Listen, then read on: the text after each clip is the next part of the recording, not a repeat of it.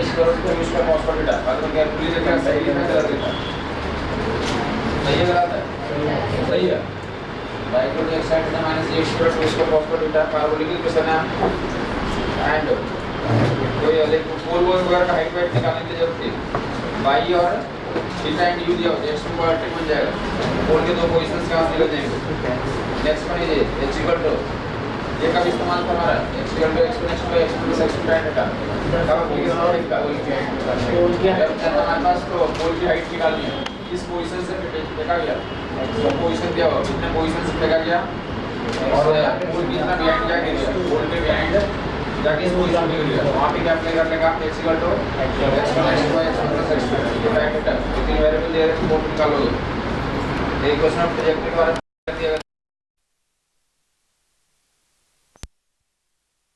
Angle velocity vector max with horizontal tan alpha की value velocity vector horizontal से angle बनाता है time T पे इनिशियली क्या तो हॉरिजॉन्टल से कितना एंगल बना रहा है हमारा तो थीटा एंगल बना रहा है इनिशियली हॉरिजॉन्टल से थीटा एंगल बना रहा है टाइम टी पे कितना एंगल बना रहा है अल्फा tan अल्फा की वैल्यू बताएंगे u sin थीटा माइनस जी टी बटे u cos थीटा और बताएंगे कि जब वेलोसिटी वेक्टर इनिशियल वेलोसिटी का परपेंडिकुलर हो जाता है velocity vector becomes perpendicular to initial velocity vector तो दैट विल जब इनिशियल वेलोसिटी का परपेंडिकुलर हो जाता है तो उस केस में v की वैल्यू u cot थीटा और टाइम की value u by G sine theta u by G sine theta change in velocity vector क्या होता है पूरा यहाँ और यहाँ के बीच में यहाँ और यहाँ के बीच में change in velocity vector change in velocity vector twice theta यहाँ और यहाँ में change in velocity vector direction deviation in velocity vector that will twice theta और चेंज इन वेलोसिटी तो 2u sin theta minus j कब 2u sin theta time t पे change in velocity time t पे g into T v minus c equal to g into T लिखवाया था time t पे change in velocity vector g into T उसके अलावा बताया था कि एवरेज वेलोसिटी कितनी होती है यहाँ और यहाँ पे एवरेज वेलोसिटी यहाँ और यहाँ के बीच में average velocity u cos theta यहाँ और यहाँ के बीच में average velocity highest point of velocity u highest point of velocity u cos theta highest point of velocity u cos theta point of projection और मैक्सिमम हाइट के बीच में average velocity u by 2 1 plus 3 cos square theta point of projection और maximum height के बीच में average velocity u by 2 1 plus 3 cos square theta का root ये सारी इन्फॉर्मेशन आपने डिस्कशन कर रखा है कुछ पैरामीटर तो प्रोजेक्टाइल मोशन में तो और हम लोग डिस्कशन कर रहे हैं ये प्रोजेक्टाइल मोशन में वन मोर इन्फॉर्मेशन नोट कर लेंगे हमने लिखवाया कि एक पार्टिकुलर टाइम पे जाके क्या होता है हमारा प्रोजेक्टाइल की वेलोसिटी वेक्टर इनिशियल वेलोसिटी के परपेंडिकुलर हो जाती है प्रोजेक्टाइल का वेलोसिटी वेक्टर है इनिशियल वेलोसिटी वेक्टर के परपेंडिकुलर हो जाती है तो ध्यान सुनेंगे उसमें कुछ लिमिटेशंस हैं लिमिटेशंस क्या हैं देखोगे कि यहाँ से अगर थीटा एंगल फेंका यहाँ से कितने एंगल फेंका और यहाँ पे वेलोसिटी कैसी हो जाती है हॉरिजॉन्टल तो अभी ये दोनों वेलोसिटी वेक्टर परपेंडिकुलर हुए क्या बीच में क्या रहा होगा ऐसा कुछ रहा होगा बीच में कुछ सिचुएशन ऐसा रहा होगा तो ये दोनों वेलोसिटी वेक्टर बीच का एंगल है क्या ये दोनों में वेलोसिटी वेक्टर 90 है क्या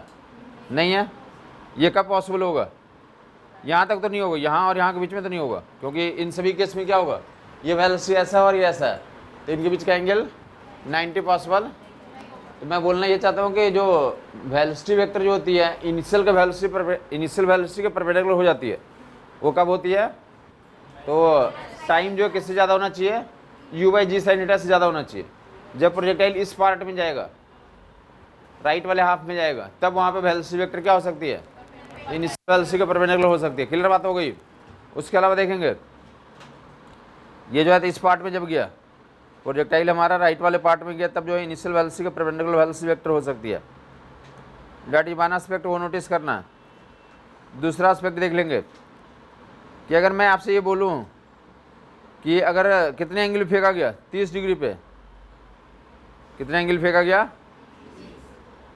और कंप्लीट जो है कंप्लीट प्रोजेक्टाइल मोशन में जब यहाँ से फेंका गया 30 डिग्री पे और यहाँ पे चला गया तो लेकिन वेलोसिटी वेक्टर का डिविएशन हुआ ही कितना वेलोसिटी वेक्टर का डिविएशन कितना हुआ 60 हुआ मैक्सिमम डिविएशन कितना हुआ 60 हो पाया हाँ तो इस पूरे मोशन में क्या कभी जो वेलोसिटी वेक्टर होगा इनिशियल वेलोसिटी का परपेंडिकुलर हुआ होगा? नहीं हो सकता। ये ऐसे ही हो रहा ना, वेलोसिटी वेक्टर ऐसे ही बन रहा ना, बस कि इनिशियल वाला ये है और जो दूसरा वाला हमारा, तो दूसरा वाला किसी इंस्टेंट पे क्या रहा होगा, किसी इंस्टेंट पे ऐसा रहा होगा। अब ये है दोनों के परपेंडिकुलर क्या? नहीं, किसी इंस्टेंट पे ऐसा रहा होगा, किसी इंस्टेंट पे ऐसा रहा होगा। ठीक है, ये जो तो डेफिनेटली कितना हो गया, अगर इनिशियली 30 है, इनिशियली लाइन कितना है 30 पे है। अब ये जो तो ये वाला दोनों के बीच का एंगल 30 से कम ही होगा ना, ये दोनों के बीच का एंगल 30 से कम होगा, हाँ या नहीं? और फिर अभी यहाँ चला जाएगा तो कितना हो गया, 30 डिग्री हो गया। इनिशियल वेलोसिटी वेक्टर से मेजर करना है, इनिशियल वेलोसिटी वेक्टर से कितना एंगल हो गया। अब जो है क्या हो गया, बढ़ता जाएगा बढ़ता जाएगा, मैक्सिमम कितना हो गया 60 हो गया, मैक्सिमम कितना हो गया 60 डिग्री हो गया। 90 कभी आया है क्या? तो नोटिस कर लोगे कि ये कब सही होगा, जो वेलोसिटी वेक्टर इनिशियल वेलोसिटी का परपेंडिकुलर हो जाता है, T equal to U by G sine theta, और साथ में angle of projection is more than तो 45 degree, angle of projection is more than equal to और मोर देन 45 डिग्री, तभी ये ट्रू होगा। उसी केस में वेलोसिटी वेक्टर इनिशियल वेलोसिटी के क्या बन जाएंगे, परपेंडिकुलर बन जाएंगे।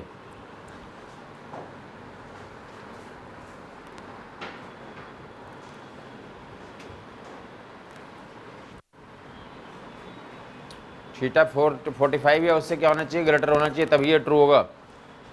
तो इंश्योर करोगे कि ऐसा आप कर लेते हैं। इस पर और स्टोरी बताऊं या छोड़ दूं यहीं पे?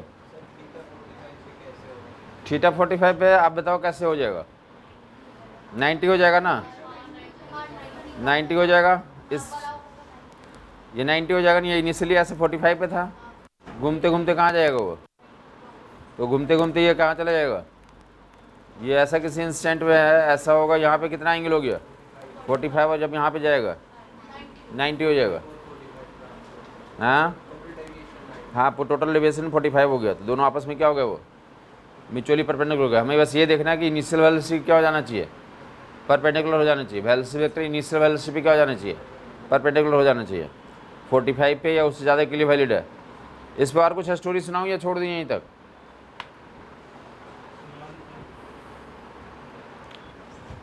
स्टोरी ये है कि मे बी कुछ पुरानी किताबें होंगी, तो पुरानी किताबों में जो है तो मे बी क्वेश्चन में क्या दिया हुआ, 30 डिग्री दिया हुआ, एंगल ऑफ प्रोजेक्शन कितना दिया हुआ,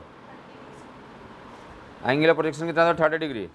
अब वो पूछा जाएगा आपसे कि find time when velocity vector becomes to initial, when velocity vector becomes perpendicular to initial velocity vector, find time when velocity vector becomes perpendicular to, theta कितना दिया हुआ 30 डिग्री। समझ आई बात नहीं है? तुम होशियार हो चुके, अरे वो फार्मूला तो 30 डिग्री के लिए वैलिड ही नहीं है। ठीक है, लेकिन दूसरा एक होशियारी और भी दिखाना, दूसरा और एक होशियारी दिखाने के, वो 4 ऑप्शन में नन ऑफ दीज को है ही नहीं, 4 ऑप्शन में नन ऑफ दीज, तो क्या करेंगे वहाँ पे?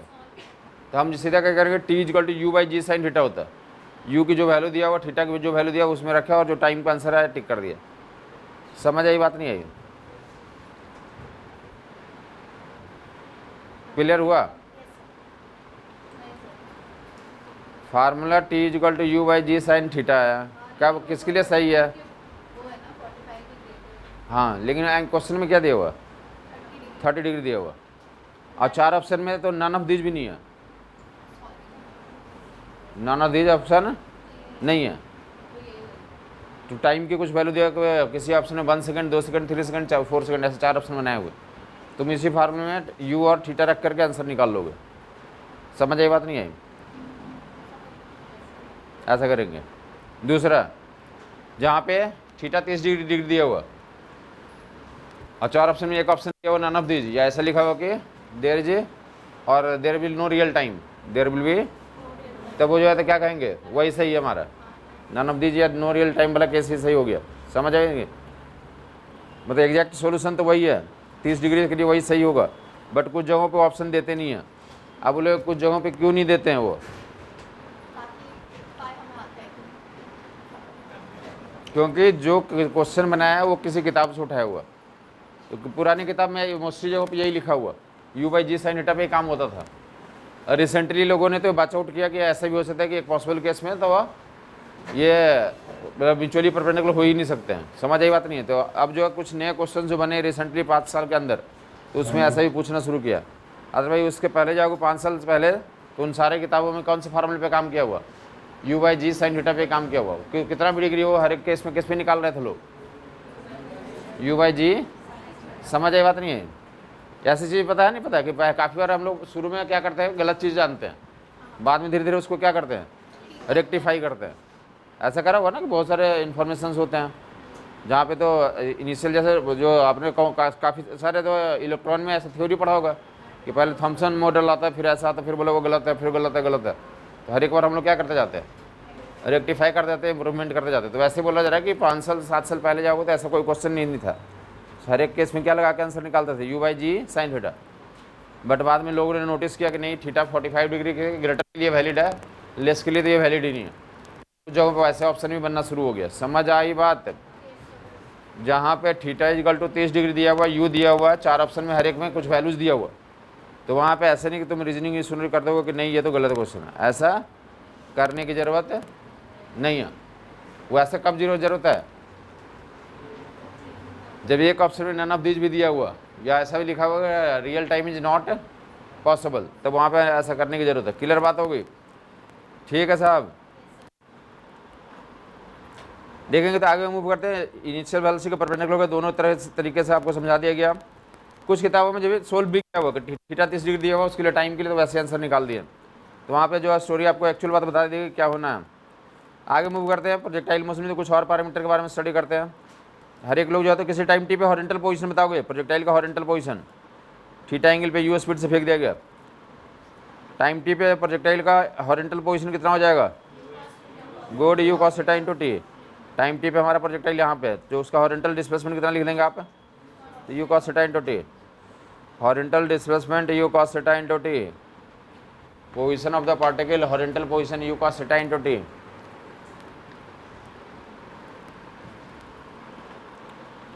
प्रोजेक्टाइल में फोर्स कितना लग रहा होगा, गुड एम जी। प्रोजेक्टाइल में पूछेगा कौन से 3 फिजिकल पैरामीटर कांस्टेंट रहते हैं परमानेंटली, एक्सेलरेशन कांस्टेंट रहते हैं, वेलोसिटी एक्सेलरेशन कांस्टेंट रहते हैं, फोर्स कांस्टेंट रहते हैं। एक्सेलरेशन की वैल्यू कितनी जी होती है और डायरेक्शन माइनस जे कैप, फोर्स की वैल्यू एम जी माइनस जे कैप, और horizontal component of velocity u cos theta, horizontal component of. इन सभी को कैसे तो क्वेश्चन से पूछा सकते हैं कि ऐसे भी क्वेश्चन से पूछे गए हैं कि ये जो है तो 2 ग्राफ बनाया हुआ, बोला ग्राफ ऐसा है तो इस ये ग्राफ ऐसा है, तो इस एक्सिस पे कौन सा पैरामीटर है, इस एक्सिस पे ये ग्राफ ये दिखा रहा है कि जो भी इस एक्सिस पे पैरामीटर है वो क्या है, कांस्टेंट है, टाइम से कोई फैक्ट लाइक तो डिपेंड नहीं कर रहा है, वो टाइम पे डिपेंड नहीं कर रहा है। मतलब यहाँ पे क्या क्या हो सकता है, तो फोर्स ऑन प्रोजेक्टाइल हो सकता है, एक्सेलरेशन ऑफ प्रोजेक्टाइल हो सकता है, या हॉरिजॉन्टल कंपोनेंट ऑफ वेलोसिटी हो सकता है। क्या हो सकता है, हॉरिजॉन्टल कंपोनेंट ऑफ वेलोसिटी। समझ आई बात नहीं। ऐसे भी क्वेश्चंस पूछ रहे थे जो कांस्टेंट पैरामीटर उसके बारे में, हॉरिजॉन्टल कंपोनेंट ऑफ वेलोसिटी। उस सुधार मिलेगा यहाँ पे, जो बुकलेट यहाँ से मिला होगा ना उसमें मिस प्रिंटिंग है। यहाँ पे क्वेश्चन यही है, 89 नंबर शायद क्वेश्चन है, जहाँ पे कि वहाँ पे कुछ दूसरा ऑप्शन दिया हुआ। क्या सुधार लोगे तुम, ये ग्राफ यही है, ये और ये ऐसा ग्राफ बना हुआ, पूछा कि कौन सा इस पे फिजिकल पैरामीटर होगा, तो इसमें फिजिकल पैरामीटर क्या क्या पॉसिबल है, acceleration, force, horizontal component of velocity. वहाँ पे 4 ऑप्शन में एक ही ऑप्शन है, कौन सा वाला है, हॉरिजॉन्टल कंपोनेंट ऑफ वेलोसिटी, तो वही ट्रू होगा। बट वहाँ पे जो आंसर दिया होगा पीछे उसमें कुछ मिस प्रिंटिंग लिखा गया, तो उसको सिंप्लीफाई कर लोगे।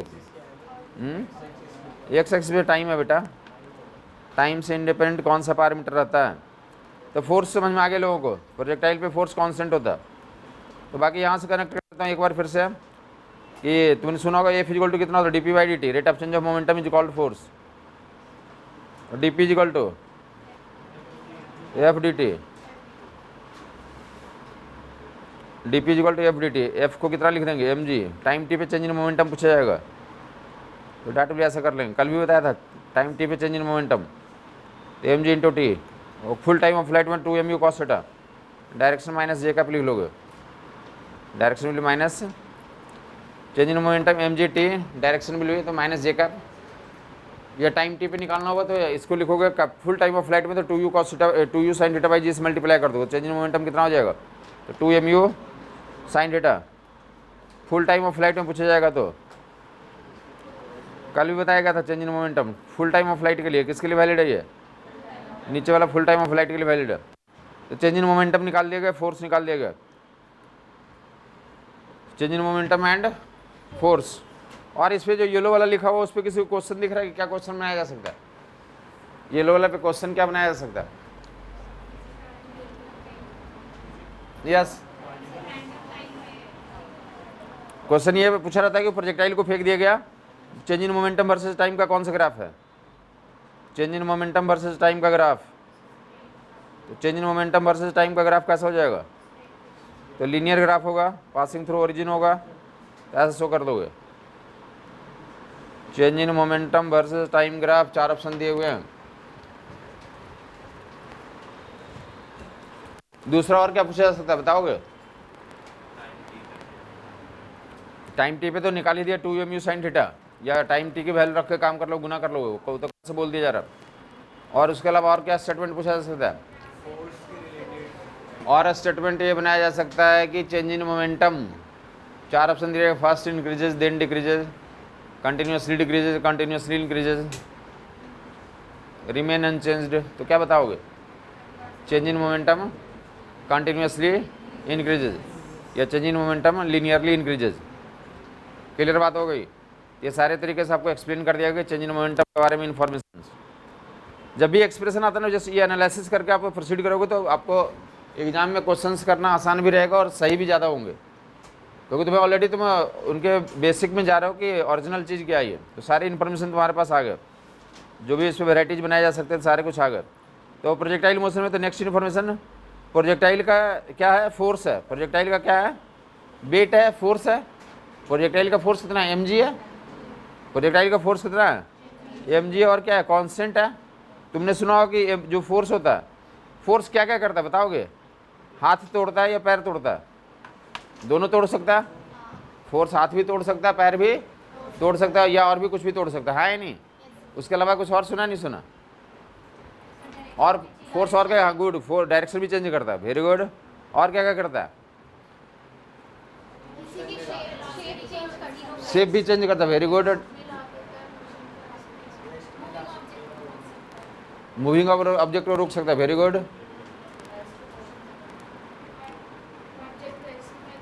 ऑब्जेक्ट रेस्ट में तो मोशन में ला सकता है, वेरी गुड। एनीथिंग एल्स बोलेंगे, फोर्स जो और क्या कर सकता है, डिवर्जन कर सकता है। क्या कर सकता है फोर्स, और क्या डेवलप करता है, पावर, और क्या डेवलप करता है, टॉर्क, क्या डेवलप करता है। तो ये क्या है, फोर्स है, ये क्या है, तो वर्क कितना करेगा। देखो ध्यान से, पूरे प्रोजेक्टाइल में बताइए, यही स्टार्टिंग था कि पूरे प्रोजेक्टाइल में डिस्प्लेसमेंट कैसा होता है, हॉरिजॉन्टल होता है। अब फोर्स कैसा लग रहा है, वर्टिकल लग रहा है, दोनों के बीच का एंगल कितना हुआ, तो वर्क कितना बताएंगे, 0। तो प्रोजेक्टाइल मोशन में जो प्रोजेक्टाइल का वेट है, प्रोजेक्टाइल पे जो फोर्स लग रहा है, तो कितना काम करता है, 0/सन्नाटा। क्या बोलेंगे, कितना वर्कन करता है, नहीं करता, बोलेंगे क्या करता है, वर्कन नहीं करता। एक तरीका प्रूव कर दिया, कैसे प्रूव किया बताओगे, बोलो कि फोर्स और वेलोसिटी, फोर्स एंड डिस्प्लेसमेंट के बीच का एंगल 90 है, फोर्स एंड डिस्प्लेसमेंट के बीच का एंगल, कंप्लीट प्रोजेक्टाइल मोशन में डिस्प्लेसमेंट हॉरिजॉन्टल होता है और फोर्स किधर लगता है, उनके बीच का एंगल कितना है। ये बचपन में ऐसे आपको सिखाएगा होगा, दूसरी तीसरी क्लास में होंगे तो आपको मम्मी पापा ने सिखाया होगा, बेटा कुली जो है प्लेटफॉर्म पे चलता है तो वर्कन कितना करता है, 0, लेकिन वो पैसा मांगता है। क्या करता है, पैसा मांगता है। वर्कन क्या करता है वो, तो बोले वर्कन वो 0 नहीं करता, वर्कन ग्रेविटी का वर्कन 0 होता है, और इंटरनल फोर्स उसका लग रहा है ना, ग्रेविटेशनल फोर्स वर्कन 0 कर रहा है। आपको ये तब समझ में आएगा जब दो कंपैरिजन करोगे। तुम क्या करो, हॉरिजॉन्टल सरफेस पे चलो, किसी ऑब्जेक्ट को अपने सर पे, कहाँ पे, हेड पे या हैंग करके हॉरिजॉन्टल सरफेस पे चल रहा है वो, और दूसरा उसी को कहाँ पे करें, वर्टिकल में क्लाइंब करें, या तो माउंटेन पे या वो लैडर पे, सीढ़ी पे चढ़े आप तो देखेंगे दोनों में कौन सा आसान मोशन है। किसी हॉरिजॉन्टल पे चलना आसान है, तो वहाँ पे कौन किस लिए आसान है? वहाँ पे ग्रेविटी को तो बर्कन नहीं हो रहा, वहाँ पे सिर्फ जो भी बर्कन हो रहा तो फ्रिक्शन के कारण जो बर्कन आपको लग रहा है फॉल्ट। समझ आई बात नहीं है? जबकि जब वर्टिकल सरफेस में जाएंगे तो कौन वो काम कर रहा है? ग्रेविटी भी काम कर रहा है, ग्रेविटी में काम कर रहा है। समझ आई बात नहीं है? तो आपको तो वहाँ पे दिखेगा कि हाँ इसमें कुछ काम करना पड़ रहा है, आपके अंदर पसीना आ रहा है। समझ आई बात नहीं आई? तो एक तरीका तो बर्कन जीरो का तो प्रूव कर दिया कि प्रोजेक्टाइल का बर्कन क्या होता है? जीरो होता। प्रोजेक्टाइल में तो ग्रेविटी ग्रेविटेशनल फोर्स का बर्कन कितना होता है? जीरो होता। क्लियर? इसी को प्रूव करने का दूसरा तरीका, बर्कन का दूसरा नाम जानते होगे? बर्कन का दूसरा नाम चेंज इन काइनेटिक एनर्जी।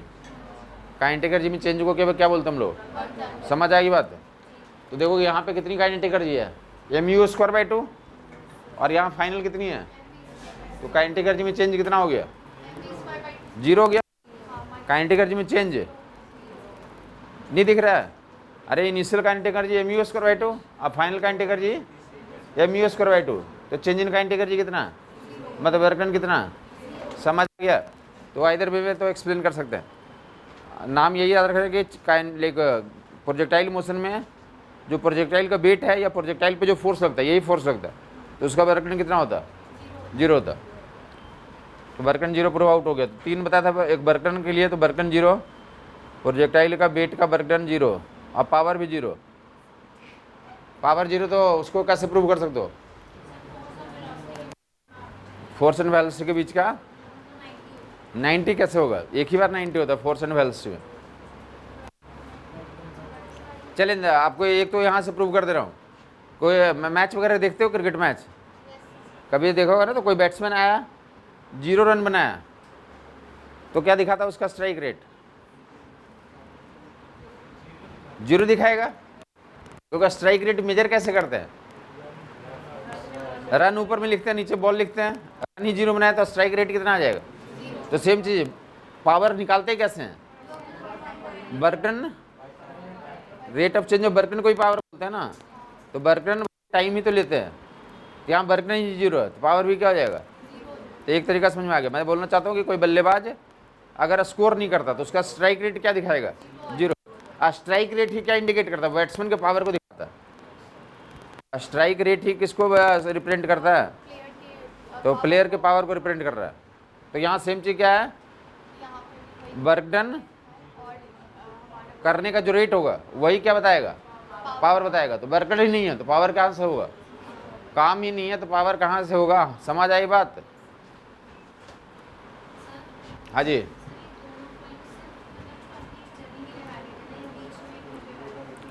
ये जो पॉइंट बोल रहा हूँ कंप्लीट टोटल प्रोजेक्टाइल मोशन के लिए वैलिड है।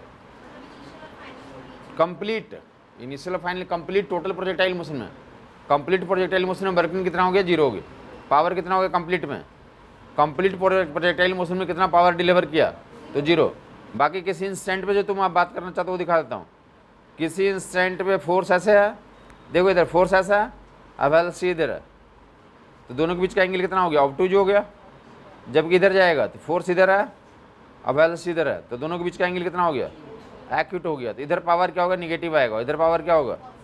और अब टोटल जोड़ेंगे तो क्या हो जाएगा अल्टीमेटली? इधर वाला रीजन में पावर निगेटिव और इधर वाला रीजन में, समझ आई बात? अगर आपको ऐसे एक्सप्लेनेशन देना है तो यहाँ से बोलेंगे कि इस रीजन में यहाँ से यहाँ तक के लिए पावर निगेटिव आएगा। यहाँ पे जो बात आउट किया है यहाँ पे तो सभी क्या हो गया? इंस्टेंटेनियस पावर बात कर रहे हैं।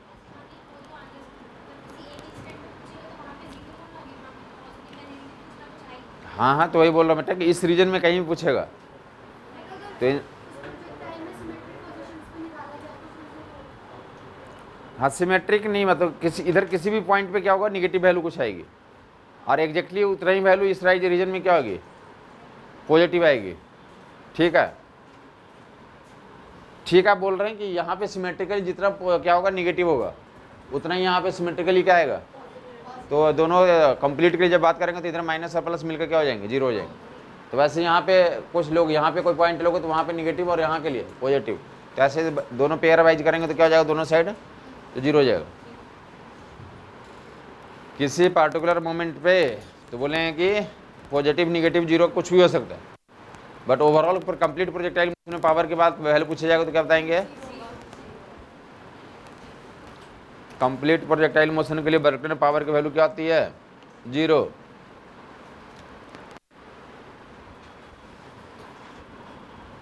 Work done power that will 0।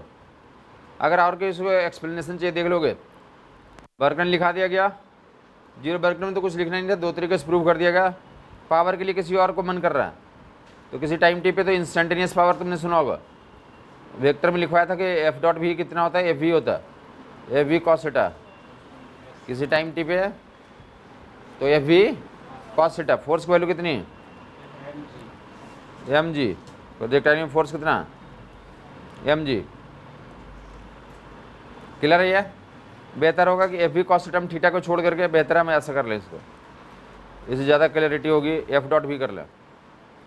Instantaneous power कितना? एफ डॉट भी। ठीक है। ये एफ कितना? अब वेलोसिटी कितना? Dot product. वेलोसिटी में तो वेलोसिटी का horizontal component plus horizontal component U cos theta I cap, और वर्टिकल कंपोनेंट किसी टाइम टी पे लिख रहा हूँ। बोलो बोलो। U sine theta minus G T जे कैप।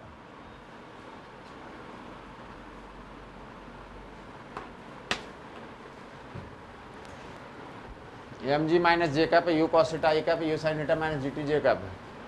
याद रख, ठीक है? किसी टाइम टी पे वेलोसिटी वेक्टर लिख दिएगा। ये वाला हॉरिजॉन्टल कंपोनेंट वो वाला वर्टिकल कंपोनेंट, दोनों को कलेक्ट कर देंगे तो टोटल वेलोसिटी वेक्टर आ गया। प्रोजेक्टाइल का वेलोसिटी वेक्टर टाइम टी पे। डॉट प्रोडक्ट दोनों का ले लें। आई डॉट आई कितना हो जाएगा? ये वाला इससे गुना होगा तो जे डॉट आई 0 हो जाएगा। जे डॉट आई कितना हो जाएगा? और जे डॉट जे तो कितना आ जाएगा? ये सिर्फ इतना ही बच जाएगा, minus M G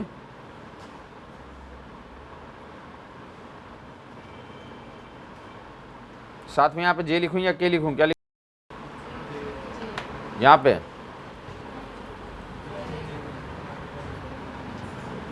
dot product करना आता है ना, गुना करना ही होता है। इसको इससे गुना किया, जे डॉट आई कितना हो गया? और ये कहाँ कितना हो गया? जे डॉट जे 1 हो गया। तो यहाँ पे क्या लिखना पड़ेगा? 1 लिखने की जरूरत नहीं है। जे डॉट जे 1 हो गया, खत्म हो गया। आई जे के स्केलर आना है।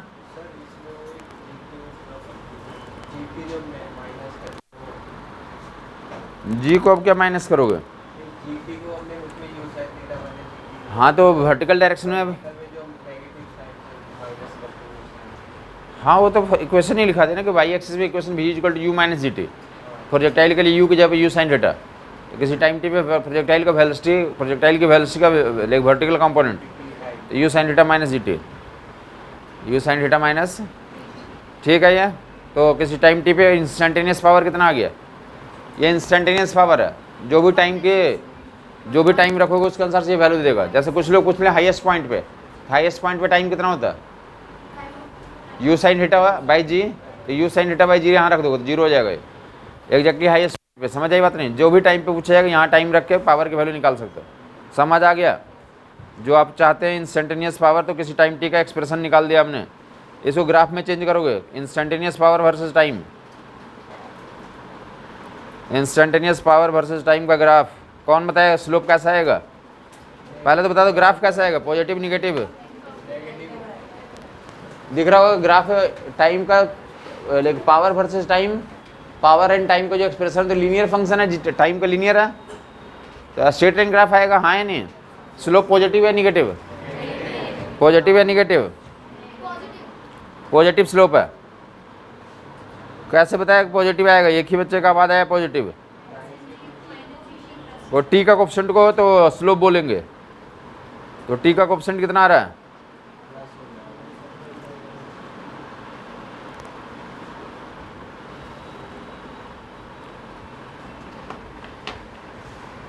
समझ आई बात?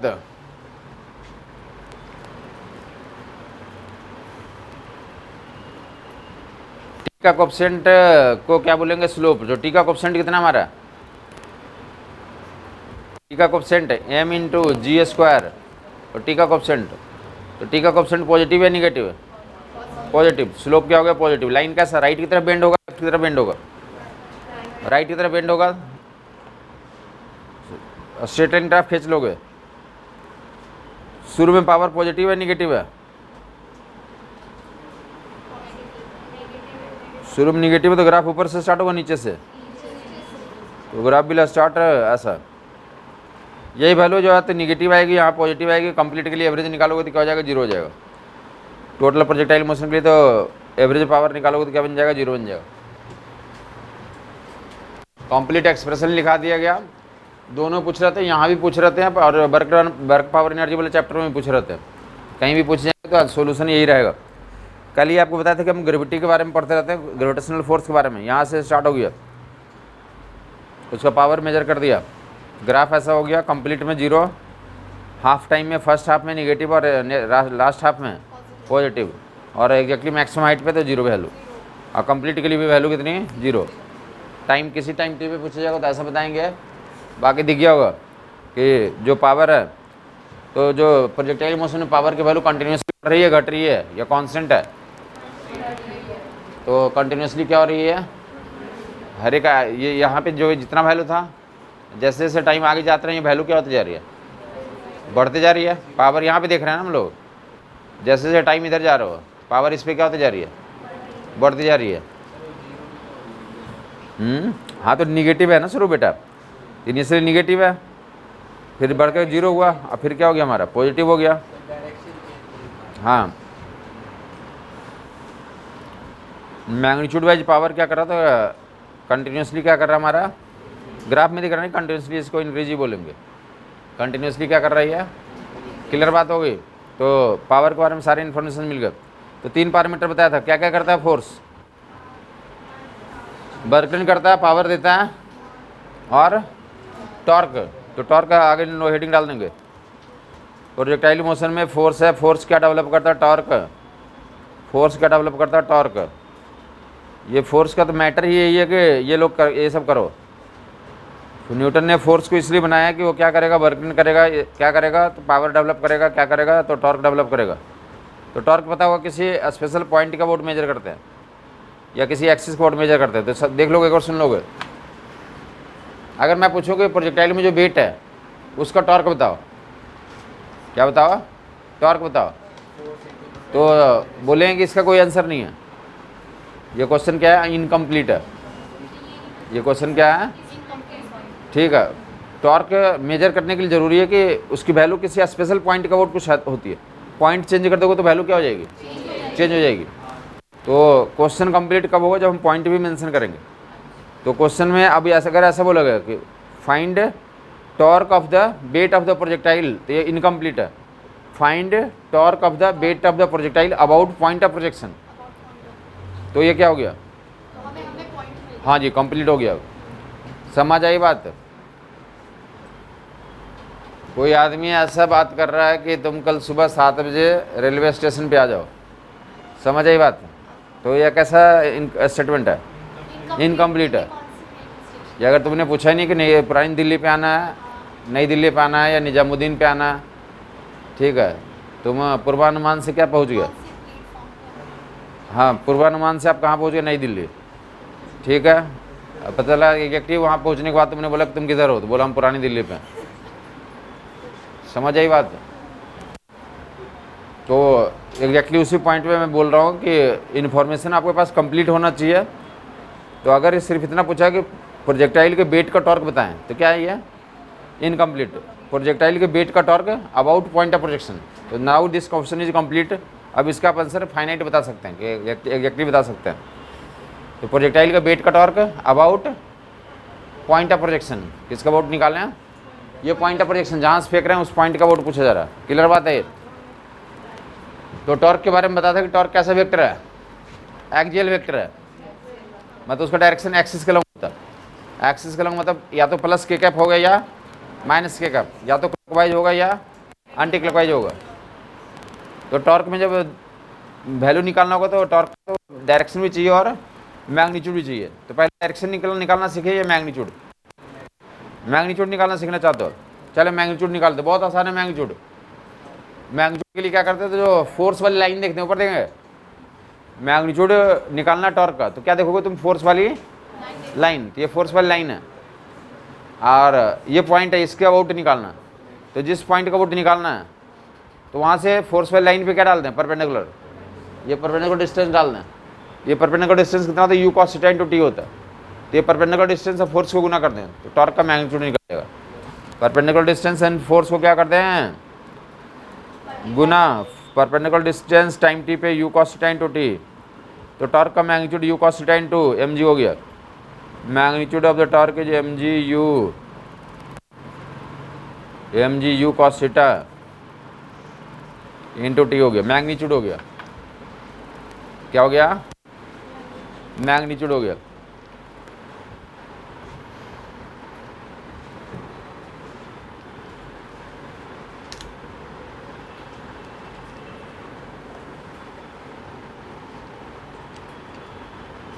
टॉर्क में आनंद आया नहीं आया, मैग्नीट्यूड बहुत आसान था, मैग्नीट्यूड बहुत ही आसान था।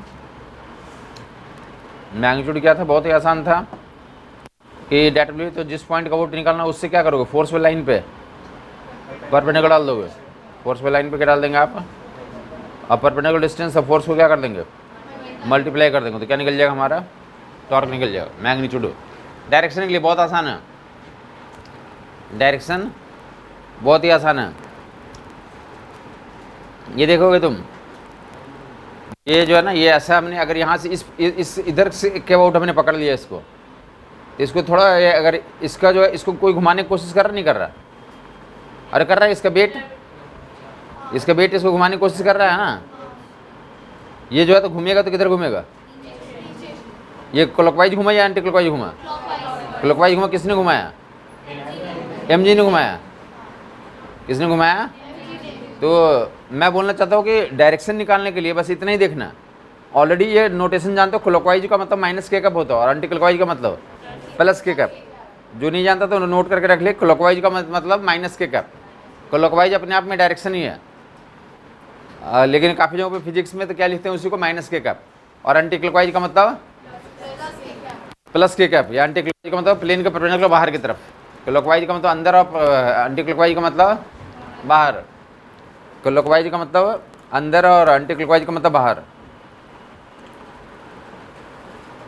क्लियर बात हो गई।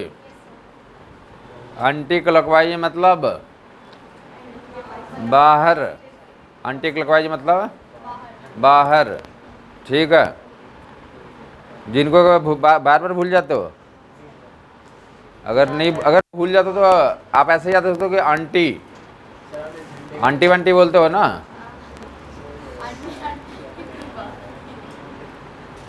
आंटी बाहर आना मतलब क्या हो गया, आंटी क्लॉकवाइज का मतलब बाहर, आंटी क्लॉकवाइज का मतलब बाहर, प्लेन का परपेंडिकुलर बाहर की तरफ। आंटी क्लॉकवाइज का मतलब प्लस के कैप, याद रह जाएगा।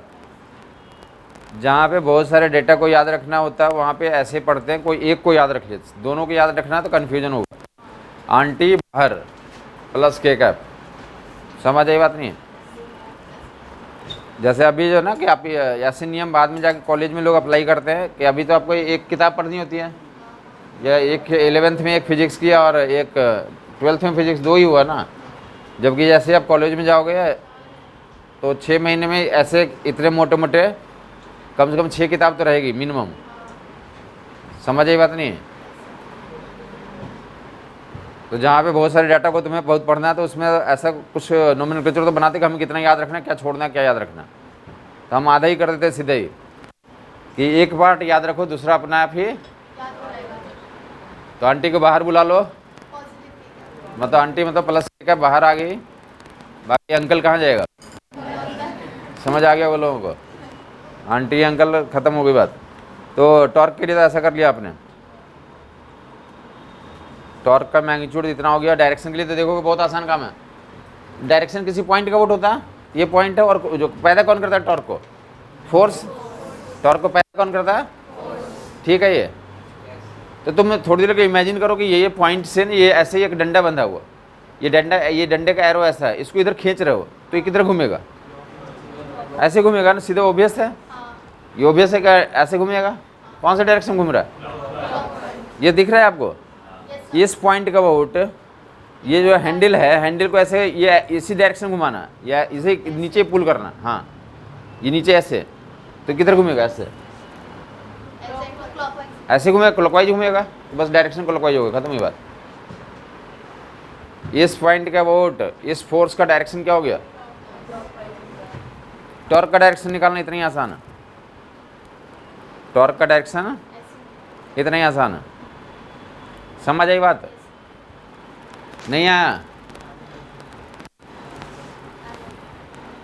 ये बोतल है, दिख गया, इस बोतल को राइट से तुम खींचने को, नीचे खींचने को, पुल करने को नीचे, हाँ किधर घूमेगा ये, बस खत्म हो जाता है। ऐसे जो ये फोर्स लग रहा है नीचे की तरफ,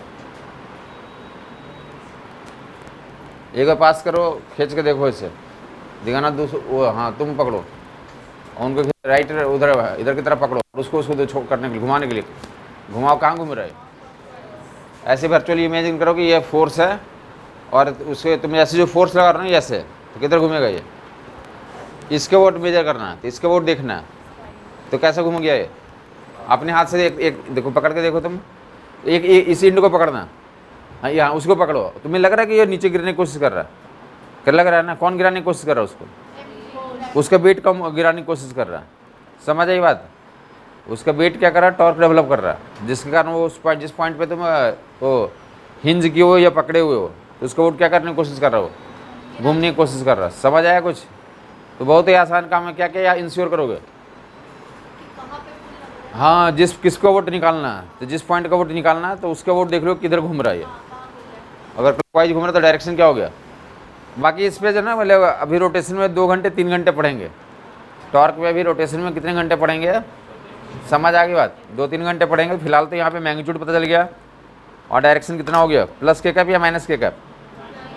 यहाँ पे ये इसलिए बता दें कि कुछ क्वेश्चन यहाँ पे भी मिल जाते हैं, प्रोजेक्टाइल के कुछ क्वेश्चन तो टॉर्क में मिलेंगे और टॉर्क के कुछ क्वेश्चन प्रोजेक्टाइल में मिलते हैं, इसलिए यहाँ पे भी पढ़ा दिया तो कुछ से। और यहाँ पे तो यहाँ पे 10 मिनट अगर बोला तो वहाँ पे कितना 2 घंटे 3 घंटे काम होगा एट मिनिमम, ज़्यादा भी हो सकता है कि 6 घंटे भी पढ़ाया जाए।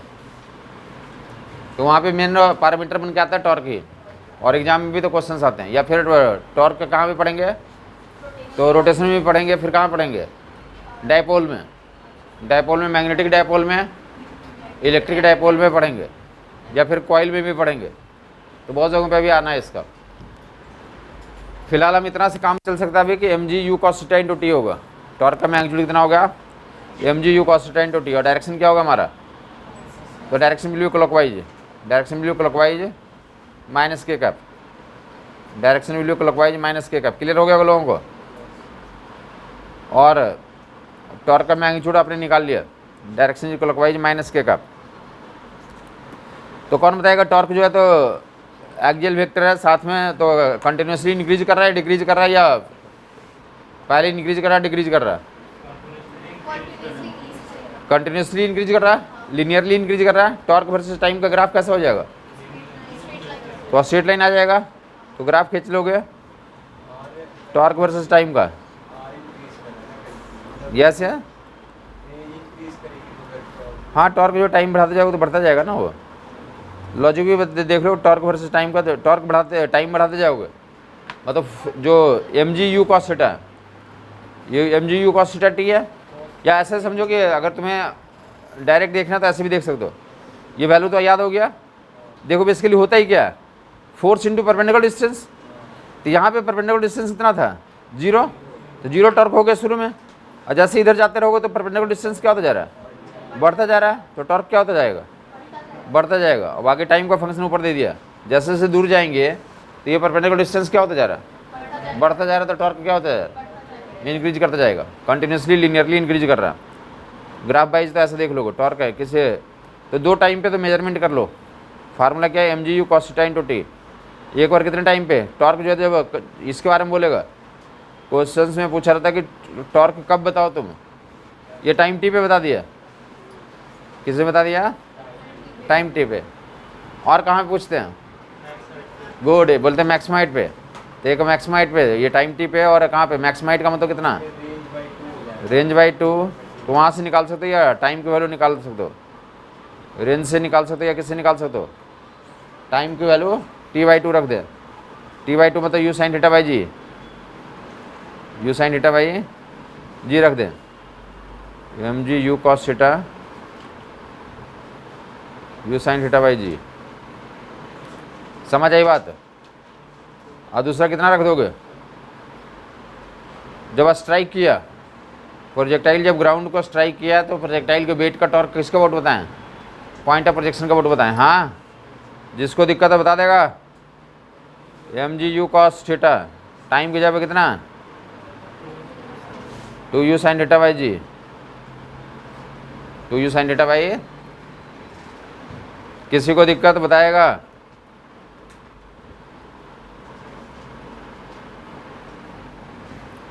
बोलो बोलो। ये अदर तरीके भी निकालने के हो सकते हैं। फिलहाल एक तरीका बता दें कि जनरल जो आसान पड़ेगा, टाइम का टर्म्स ऑफ एक्सप्रेशन दे दिया और टाइम की वैल्यू रखोगे, जितने टाइम पे पूछेगा वो टाइम पे निकलता जाएगा। ये जनरल एक्सप्रेशन है। काफ़ी लोग बोल रहे हो कि हम उससे निकालूंगे, जैसे वो बोल रहे हैं कि परपेंडिकुलर डिस्टेंस डाल के, तो mg इंटू r/2 एक बार होगा, एक बार ये ऐसे भी निकाल सकते हैं आप। ये हाई इतने टाइम पे या इतने टाइम पे ऐसे भी निकाला जा सकता है।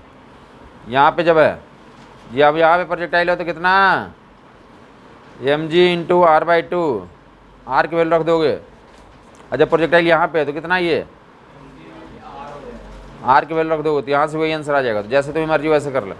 डायरेक्शन हर एक केस में कैसा रहेगा? क्लॉकवाइज, माइनस के का प्लेन का perpendicular going into it.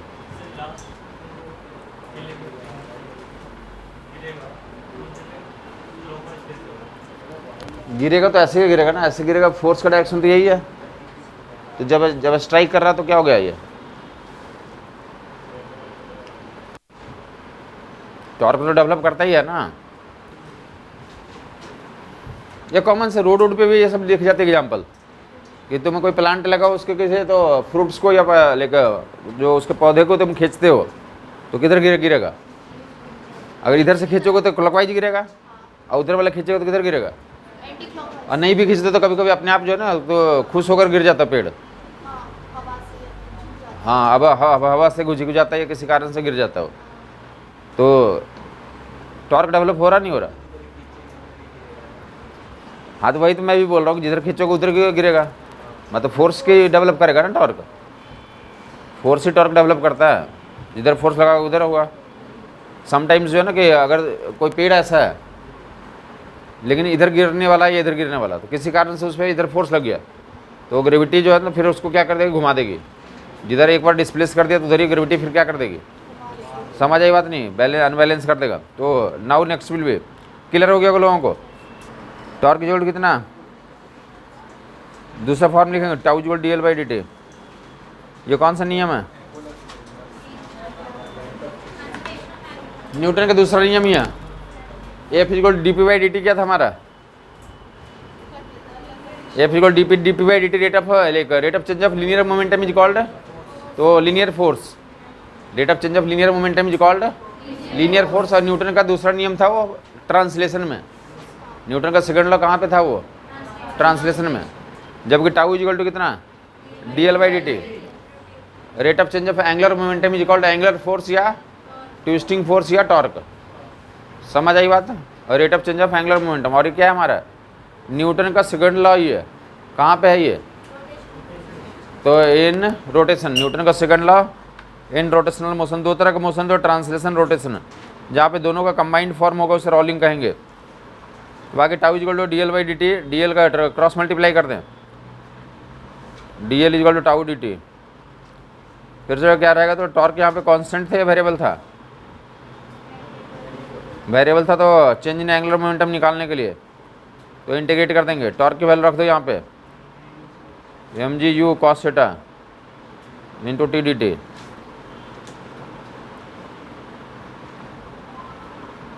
mg u cos theta T D T 0 से t तक के लिए। Good. Angular momentum time t पे mg u cos theta t²/2, या किसी भी टाइम t के लिए निकाल दिया गया हमने। एंगुलर मोमेंटम टाइम t पे निकाल दिया। एंगुलर मोमेंटम टाइम पे t पे अब क्या लिखो? इस पे क्या क्या क्वेश्चन बनाया जा सकता है? आप लोग बता दो। ग्राफ तो पैराबोलिक होगा, स्टेटमेंट वाले क्या क्वेश्चन बन सकते हैं? गुड। टाइम के साथ कंटिन्यूसली एंगुलर मोमेंटम क्या कर रहा है? इंक्रीज कर रहा है। टाइम के साथ एंगुलर मोमेंटम कंटिन्यूसली क्या कर रहा है? इंक्रीज कर रहा है। टी स्क्वायर का फंक्शन है, पाराबोलिकली इंक्रीज कर रहा है। ठीक है, ग्राफ आप खींच लोगे अब तुम, graph angular momentum in time का ग्राफ। हाँ जी, एंगुलर मोमेंटम टाइम का ग्राफ तो that will be parabolic graph. हाँ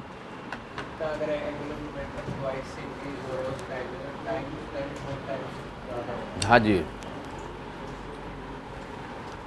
टाइम को डबल करोगे तो एंगुलर मोमेंटम 4 टाइम्स मैग्नीफाई हो जाएगा।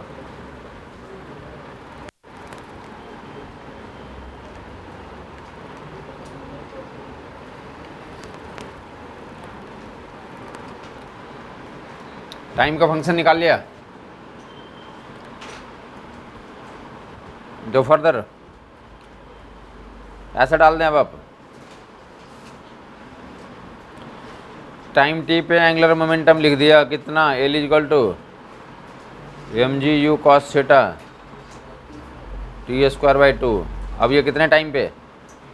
टी बाई 2 पे। क्या बोलेंगे इसे? टी बाई 2 क्या बोलेगा? जब प्रोजेक्टाइल कहाँ पे है? मैक्सिमम हाइट पे। तो प्रोजेक्टाइल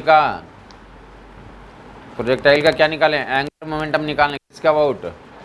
पॉइंट ऑफ प्रोजेक्शन का अबाउट। फिर से एंगुलर मोमेंटम ये एक्सियल वेक्टर है, इसको भी कभी किसी पॉइंट का अबाउट मेजर किया जाता है। ये भी एक्सियल वेक्टर का एग्जांपल है।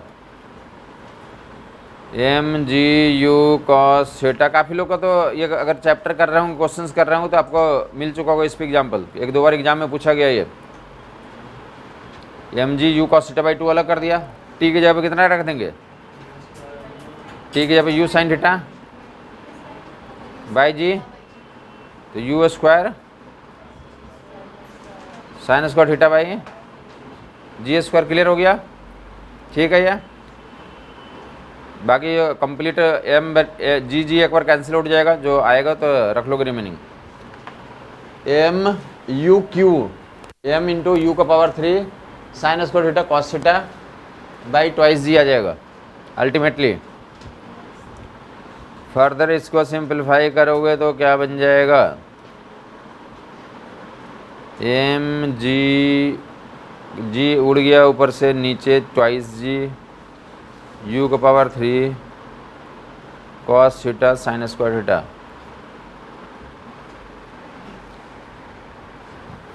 क्लास में जो है ना, कि जो क्लास में पढ़ाया जा रहा था उस पर टेंटेटिव रहेंगे, क्योंकि आपको बार बार बोला गया कि क्लास में जितना दुनिया में किताब है या नहीं है, उन दोनों को पढ़ाया दिया जा रहा है। मतलब जितने तुम्हारे प्रीवियस ईयर में पूछेंगे सारे फंडे को एक साथ कलेक्ट करके दे दिया जा रहा है। तुम्हारे एग्जाम में नहीं, और भी दूसरे एग्जाम में जितने ऑब्जेक्टिव सब्जेक्टिव पूछेगा सबका निचोड़ करके समझाया जा रहा है तुम्हें। तो बहुत इंपॉर्टेंट बात है, उस पर ध्यान देंगे। और सबसे इंपॉर्टेंट है कि जो आपको बता दीजिएगा वो भी है कि जो एग्जाम में क्वेश्चन आएंगे तो इससे बाहर भी नहीं आएंगे। तो सबसे इंपॉर्टेंट मे बी समटाइम्स आपको ऐसा लगता रहेगा ना, हमें तो आसानी से समझ में आ रहा है। क्या लग रहा है? आसानी से समझ में आ रहा है, ठीक है। या समटाइम्स लगेगा कि हमें समझ नहीं आ रहा। दोनों ही केस में क्या रहेंगे आप? अलर्ट रहेंगे। नहीं आ रहा समझ में तो क्या करेंगे? पूछेंगे। और आ रहा है तो क्या करेंगे? और इन्जॉय करेंगे, और ध्यान से तो प्रोसीड करेंगे। उसमें केयरफुल होना होता है। गलती वहीं पे हो जाती है जहाँ पे जैसे तुमने लिखा था रोड पे, जैसे सावधानी से कम करोगे तो क्या हो जाएगा? हाँ, जैसे तुम थोड़ा अलर्ट मोड में नहीं रहे। जैसे अभी कुछ लोग होगा ना कि जैसे क्लास स्टार्ट हुई है, शुरू में 10 दिन लगातार कंटिन्यूसली वो गैप नहीं मारे होंगे, लेकिन जैसे थोड़ा दिन 10-15 दिन हो गए, 2 सप्ताह हो गया, तो सोचेंगे कि अब थोड़ा रिलैक्स होते हैं, थोड़ा एक आध गैप मारते हैं। तो फिर मतलब समझ में कि वो सिलेक्शन से क्या हो जा रहा है, उनका डिस्टेंस बढ़ता जा रहा है। तो क्लास नहीं आने का मतलब अभी आपको कंप्लीट ड्यूटी यही दिया गया ना कि बेटा तैयारी करो, डॉक्टर बनो। आपसे ज़्यादा फायर आपके पेरेंट्स के अंदर है कि नहीं, बेटा को मैं यहाँ पे रख दिया है, बाट बेटा पूरा तैयारी कर रहा होगा जी जान से, वो कहीं भी कितने धूप में काम कर रहे हो, तुम यहाँ पे एसी में बैठ के पढ़ रहे हो। समझ ये बात नहीं है? लेकिन बेटा यहाँ पे क्या करता है? रिलैक्स हो जाता है। चलो 15 दिन हो गया, अब एक तो हमारा बनता है बॉस, एक मतलब एक गोला तो लगा ही सकते हैं अब। गोला लगाने का बस कुछ नहीं है, लेट से उठना, ठीक है, कि लेट उठे आज, क्लास चल रही है लेकिन आदमी क्या कर रहा है वहाँ। तो आप इन सभी से बचें। बस एक कुछ टाइम की बात है, मतलब 6 महीने 8 महीने में आपका एग्ज़ाम खत्म हो जाएगा। आगे अधिक से अधिक जो है मोस्टली चांस है इस बार कि मई में हो जाएंगे एग्ज़ाम, और ज़्यादा खींच दिया जून चले जाएंगे, यही ना। तो कितने महीने बच ही गए आप, अक्टूबर आने वाला है, तो अक्टूबर नवंबर दिसंबर 3 महीना ये, और आगे 3 महीना रख लो, 4 महीना, 6-7 महीने की बात है। 6-7 महीने गोला नहीं लगाएंगे तो क्या दिक्कत है, समझ आई बात नहीं है। उसके बाद तो फिर उसके बाद कोई दिक्कत नहीं है, उसके बाद पूरा लाइफ स्मूथ है। उसके बाद का लाइफ क्या है, आपके लिए रूटीन बन जाएगा, समझ आई बात नहीं। वहाँ पे गोला लगाएंगे कोई कुछ नहीं बोलेगा आपको। तो आप यहाँ पे इंश्योर करें कि मतलब आप जो वैसे ये जो है जो आप काम कर रहे हो, जो ये पढ़ाई कर रहे हो क्लास में बैठ करके एसी में, तो ये सबसे आसान काम है,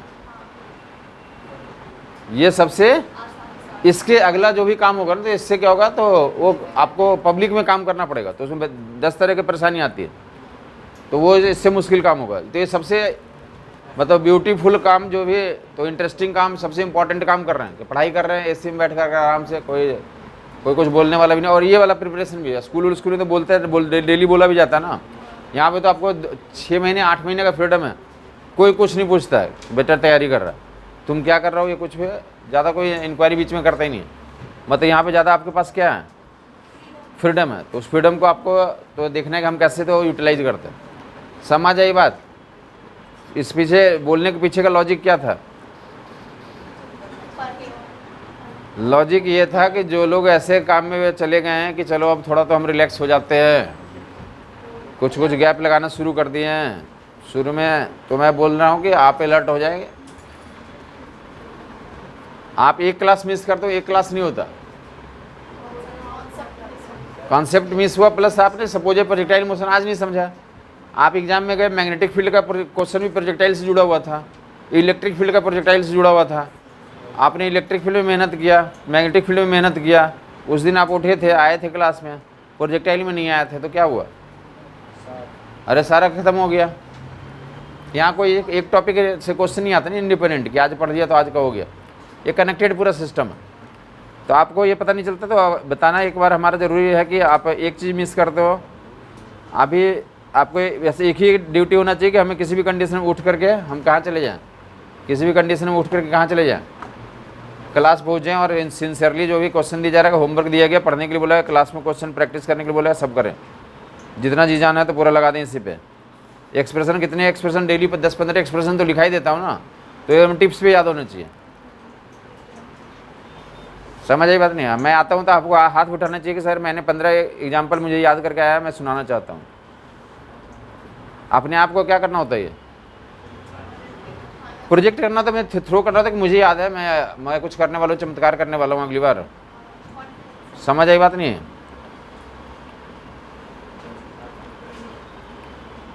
अरे आपको सारे फार्मूले याद हो जाएंगे, तुम्हारे सारे क्वेश्चंस हो रहे हैं, तो तुम सिलेक्ट हो जाओगे, टॉप करोगे, चमत्कार ही करोगे ना तुम। तुम्हारे घर वाले भी चमत्कार की नज़र से देखेंगे, अरे मेरा बेटा तो बड़ा मतलब हाँ, मतलब क्या करेगा क्या नहीं करेगा, ये तो बहुत ये कर लिया, चमत्कार ही निकल गया, टॉप कर गया ये। समझ आएगा, बात नहीं आ रही है। हाँ, फिर तो हर दिन आरती उतरेगी, ठीक है, कि जब भी तुम पहुँचोगे अपने मोहल्ले में, कॉलोनी में, तो काफ़ी लोग आ जाएंगे। कितने बजे भी आओगे, दर्शन करने के लोग आएंगे, बेटा ये टॉप किया, या बाद पूरी लाइफ तक आपको आसपास वाले देखते रहेंगे, ये एम्स में पढ़ता है, ये एम्स का डॉक्टर है। समझ आई बात नहीं है। तो इसके बाद वाला लाइफ बहुत अच्छा है, लेकिन उसके लिए तो कुछ तो आपको सेक्रीफाइस करना पड़ेगा ना। एकदम से तो फ्री में आ जाएगा तो फिर तो कोई मीनिंग नहीं है। तो इस भाषण का कुछ तो आप यूटिलाइजेशन करेंगे कि नहीं, अब हमें रेगुलर रहना है, जितना पीछे कर लिया तो कर लिया, क्योंकि समझा दिया पूरा डिटेल में आपको कि इसका क्या इफेक्ट होगा। आपको लगता है कि हमने एक दिन बंक मारा, आप ये सोचते हैं कि टीचर को पता नहीं चला, हमने तो मार लिया, हमारा कोई फर्क नहीं है। यू कॉस थीटा में भी जो ना कि 25 साल पहले भी आता तो मैं यहाँ पढ़ा रहा था, यहाँ पे नहीं कहीं और पढ़ा रहा था, और मैं भी आगे 25 साल बाद भी मैं आपको यहाँ पे पढ़ाता मिल जाऊँगा, तो हमारे को कोई फ़र्क है नहीं पड़ेगा। आप सिंसियरली पढ़ेंगे तो आपके ऊपर डेफिनेटली तो कंट्रास्ट आ जाएगा। हमें तो मज़ा आता है इसलिए हमने ये चूज किया ना,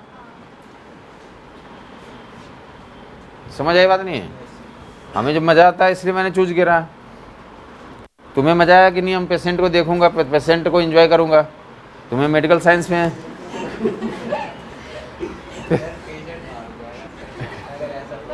मैं तो किसी भी वर्क को एंजॉय करना होता है ना, मतलब मैं वर्क को एंजॉय करना बोल रहा हूँ। हाँ, और क्या मजा आएगा। मतलब किसी को अच्छा कर दोगे तुम्हें भी खुशी होगी, उसे भी खुशी होगी। समझ ये बात नहीं है? हाँ देखो ये बोल रहे हैं कि इनको एक्सपीरियंस है, बोल रहे हैं पाव पढ़ने लगते, बोलो सही कर देते तो ऐसे होता ही है।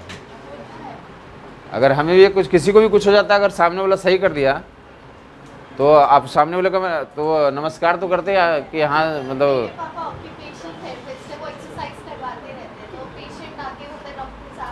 गुड। हाँ हाँ, तो घुटने का दर्द ठीक हो, बहुत रिलैक्स हो जाता है कि चलो डॉक्टर साहब के लिए तो तारीफ भी करते हैं, प्लस जो है कि तो चले ऊपर देखेंगे क्या हो गया। M G you cos theta by 2, M ji you cos theta by, और टाइम के लिए रख दो कितना time, 2u sine theta by. ये एक्सप्रेशन प्रीवियस ईयर में पूछा हुआ, मोस्टली लोग, काफ़ी लोग डाउट भी निकाल रखे होंगे, तो डाउट आपका क्लियर हो गया। अगर प्रैक्टिस किया होगा डाउट में आया होगा। काफ़ी लोग बोल रहे हो एंगुलर मोमेंटम कैसे निकाला जाता है, प्रोजेक्टाइल तो पढ़ा दिया, बताया नहीं है ये, अब बता दिया गया एंगुलर मोमेंटम निकालना। कब ये एंगुलर मोमेंटम निकाल लिया? जब प्रोजेक्टाइल कहाँ पे है, प्रोजेक्टाइल ग्राउंड को स्ट्राइक करने वाला है, मैक्सिमम हाइट पे रख दिया था, t/2 रख दिया था। अब ये कौन सा रख दिया, टाइम रख दिया, तो टाइम पे कहाँ चला गया, M G you cos theta by 2 u 2u sine theta by g का होल स्क्वायर। ठीक है ये। और इसमें अब क्या इंश्योर कर लोगे घर पे जाकर आप, ये देख लोगे कितना आ गया, 2m का power 3 g cos theta sine square theta. यही आ रहा है, कुछ और आ रहा है? और होशियार लोग जो अकल वाले हैं तो बताएंगे इसमें और क्या क्या हो सकता है। अकल वाले बोलेंगे कि थीटा 45 डिग्री के लिए पूछा जाता है। जाके तुम प्रैक्टिस कर रहे हो तो ये पूछाएगा कि projectile is projected for maximum range, projectile is projected at an angle 45 degree, find angular momentum when projectile hits the ground, when projectile hits the, तो जब ग्राउंड को हिट कर रहा है तो थीटा की वैल्यू यहाँ पे रख के तो कंप्लीट कर लेंगे। थीटा 45 डिग्री तो 1/√2 यहाँ पे आ जाएगा और 1/2 कट जाएगा, तो नीचे √2g आ जाएगा, एम यू का पावर 3 और नीचे √2 एंड जी। क्लियर बात है? और डायरेक्शन क्या बोलेंगे, टॉर्क का डायरेक्शन ही होता है। टॉर्क का डायरेक्शन किधर था, माइनस के कप, एंगुलर मोमेंटम का डायरेक्शन किधर आ जाएगा, तो माइनस के कप ही आ जाएगा। क्लियर हो गया? तो प्रोजेक्टाइल मोशन में तो टॉर्क भी पढ़ा दिया गया, पावर पढ़ा दिया गया, वर्क डन पढ़ा दिया गया, एंगुलर मोमेंटम पढ़ा दिया गया। मजा आ गया? आगे देगा तो फटाफट दो प्रोजेक्टाइल के लिख लें आप। दो प्रोजेक्टाइल के क्वेश्चन देखने को मिलेंगे तुम्हें यहाँ। दो प्रोजेक्टाइल रहेगा तो क्या करोगे, दो प्रोजेक्टाइल में यही होता ना, दो आदमी रहेगा तो क्या होगा, दो बर्तन रहेगा, ऐसा डायलॉग तो सुना होगा, दो बर्तन रहेंगे तो क्या होंगे, अरे टकराएंगे, कोलिजन तो होगा ना, आवाज़ तो आएगा ना। तो सेम चीज़ दो प्रोजेक्टाइल रहेंगे तो यही क्वेश्चन होता है। अब ऐसा नहीं कोई आश्चर्यजनक होगा, दो प्रोजेक्टाइल होगा क्या होगा, दो प्रोजेक्टाइल होंगे तो क्या करेंगे, वो कोलाइड करेंगे। कोलाइड करने का टाइम निकालो, हाँ या नहीं, दोनों को कोलाइड करने का टाइम निकालो। मैं जिस बिल्डिंग में रहता हूँ वहाँ पे ना काफ़ी बार ना बहुत तेज तेज आवाज़ आती थी बर्तन का, क्या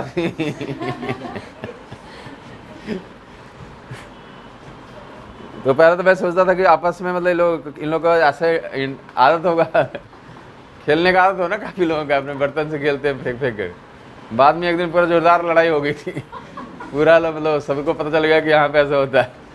तो हमारे यहाँ स्पेशली मेरे वाला फ्लैट से ऊपर वाला में ही हुआ था, तो काफ़ी लोग हमसे ही पूछ रहे कि तुम्हारे यहाँ हुआ था, मतलब नहीं पूरा जोरदार मतलब बर्तन वर्तन पूरा आवाज ढाम ढाम पहले भी 2-4 बार मैंने सुना था, बट हमने कुछ ध्यान नहीं दिया था, हल्का होता था उसमें। एक बार जोरदार हुआ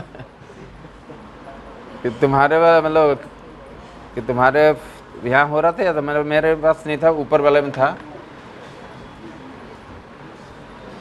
तो दो बर्तन रहेगा तो क्या होगा, लड़ाई तो होगी ना। तो लड़ाई कितने बजे होती है टाइम पता करेंगे। एक प्रोजेक्टाइल को इधर से फेंक दिया, एक प्रोजेक्टाइल को इधर फेंक दिया, तो ये सवाल पूछा था कितने टाइम पे और किस पोजीशन पे दोनों क्या करेंगे, कोलाइड करेंगे। किस टाइम पे और किस पोजीशन पे दोनों क्या करेंगे। समझ आ गया। दो प्रोजेक्टाइल रहेंगे, ये दो आगे जो दो प्रोजेक्टाइल और एक लेकर दो पार्टिकल कोई भी लेके आगे कोलाइड करवाऊंगा। फिलहाल जो है तो एक θ1 एंगल पे, दूसरा θ2 एंगल पे। कोलिजन का मतलब होता ही क्या, दोनों का उस इंस्टेंट पे वही पोजीशन होना चाहिए, उसी वही पोजीशन होनी चाहिए। वही पोजीशन मतलब एक्स कंपोनेंट और वाई कंपोनेंट उसी पोजीशन पे होनी चाहिए। ठीक है, सवाल में बोल दिया कि दोनों क्या कर गए, कोलाइड कर गए। तो डेफिनेटली देखो क्या है हमारा, ये इधर से फेंका, ये इधर से फेंका, दोनों यहाँ पे आकर क्या कर गए, कोलाइड कर गए। समझ आई बात, बोल दिया कोलाइड कर गए। तो टाइम निकालो, क्या निकालो, कोलाइड कर गए। बाकी ओपनली अगर फंडा में जाओगे तो फंडा का मतलब क्या है देखोगे, कोलाइड करने का मतलब इसका एक्स पोजीशन लिखोगे और इसका एक्स पोजीशन लिखोगे। इसका x position u1 cos θ1 into t, x1 की value u1 cos θ1 into t, t दोनों की एक ही बार फेंका गया। इधर u2 cos θ2 into T, x2 हो गया, तो x1 x2 निकाल लिया। एक तो ये फंडा होता है। दूसरा y भी दोनों का सेम होगा, तो y हाइट के लिए तो u1 sin θ1 into T minus G T square by two. अब y2 के लिए u2 sin θ2 into T minus G T square by two. By one v2 y2 निकाल लिया, दोनों को इक्वेट कर देंगे। बाई वन बाई टू बराबर होगा तभी तो कोलिजन होगा ना, ये बात क्लियर भी होगी। x1 x2 निकाल लिया, ये x हो गया। सवाल में दिया रहता है x है, दोनों प्रोजेक्टाइल इतने दूरी पे है शुरू में। तो अगर सब कुछ लिखना चाहोगे तो x1 लिखोगे, x2 लिखोगे। ये कितना चला, ये कितना चला। कोलिजन के लिए आ रहे हैं, 2-4 कदम पे तुम थे, 2-4 कदम पे हम थे। 2-4 कदम ही क्या 100 मीलों से, क्या क्या हम थे, ऐसे नहीं गाना सुना गया। अरे कुछ गाना था सभी सुना, कौन सा गाना। हाँ हाँ बोलो बोलो बोलो। हाँ गुड, हाँ ये भी जरूरी है ना, ये मेमोरी पावर चेक होता है कि आपको कुछ याद रहता नहीं रहता। है ना, है पूरा पूरा गाओ तो। 2-4 कदम पे तुम थे, 2-4 कदम पे नहीं, आप स्टार्टिंग से बोल रहे हैं, मैं बीच से बोल रहा हूँ। हाँ हाँ नहीं, आप बोल रहे हैं वही उसी वाला गाना का आगे वाला पार्ट है ये। मुझे मैं एग्जांपल देता हूँ इसलिए मुझे याद है। हाँ गुड, तेज थोड़ा बोलो, सब लोग सुने। बोलो बोलो, नहीं पूरा बोलो, जो बोला वही बोलो ना।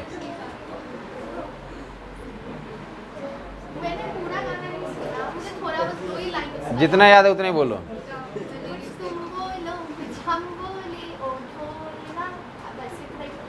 ओके, आगे की याद है किसी को। आपने भी नहीं सुना। चलें, ये हमारे एग्जाम्पल के लिए इतना है कि 2-4 कदम पे तुम थे, 2-4 कदम पे तुम थे, x1 हो गया, 2-4 कदम पे हम थे, x2 हो गया।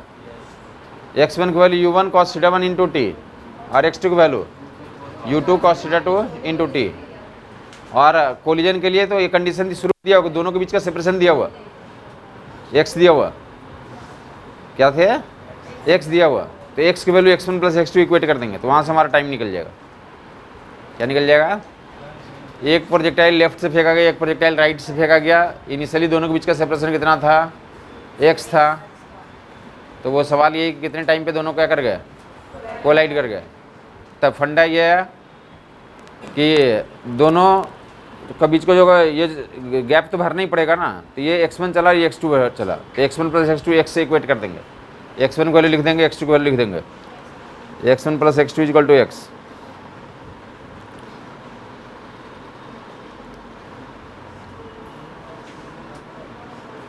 x1 plus x2 equal to x।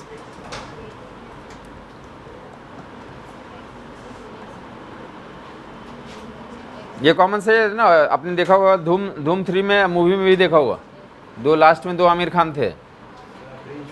हाँ, लास्ट में, एकदम लास्ट में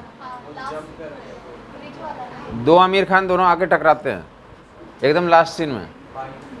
अरे बाद में जो वो जंप लगा देता है ना, उसके बाद फिर से दिखाता है कि सर्कस फिर से हो रहा है, दोनों साइड से कूदता है आमिर खान। U1 पहला Aamir Khan, U1 cos theta 1 into T, दूसरा आमिर खान, किससे इक्वेट कर देंगे? x दिया हुआ सवाल में, तो t की वैल्यू निकल जाएगी U1 cos थीटा 1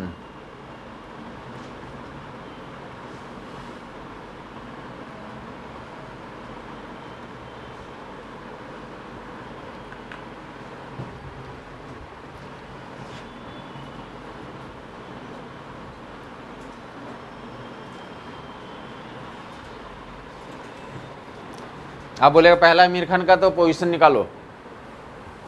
बोले पहला आमिर खान ने कितना डिस्प्लेसमेंट किया, तो x1 की value U1 cos theta 1 into T multiply कर देंगे। और दूसरा आमिर खान तो या तो कैसे निकालें, टोटल x में से x1 माइनस कर दो, या तो ऐसा करो, या फिर क्या करोगे U2 cos theta 2 into T से गुना कर दें। समझ आया कुछ? पहला वाले ने कितना कदम बढ़ाया, तो U1 cos theta 1 into T, जो टी निकाल लिया उसको मैग्नीफाई करके प्रोसीड कर सकते हैं। यूजुअली जो क्वेश्चन तुम्हारे प्रीवियस ईयर में पूछा गया तो यहीं तक छोड़ा हुआ, उसमें U1 और थीटा 1 दिए हुए हैं कुछ वैल्यू की, 45 डिग्री है और इतनी वैल्यू है U, और ये 60 डिग्री है इतनी वैल्यू है, x दिया हुआ, तो x के टर्म्स में आंसर पूछा वैसे, x एंड U के टर्म्स में।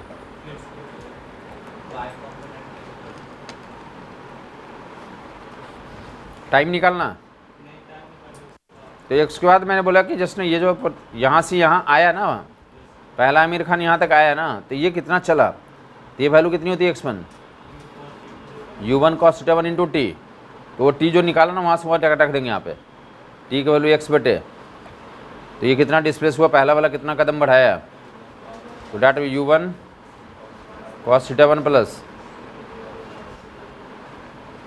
समझ आई बात नहीं आई?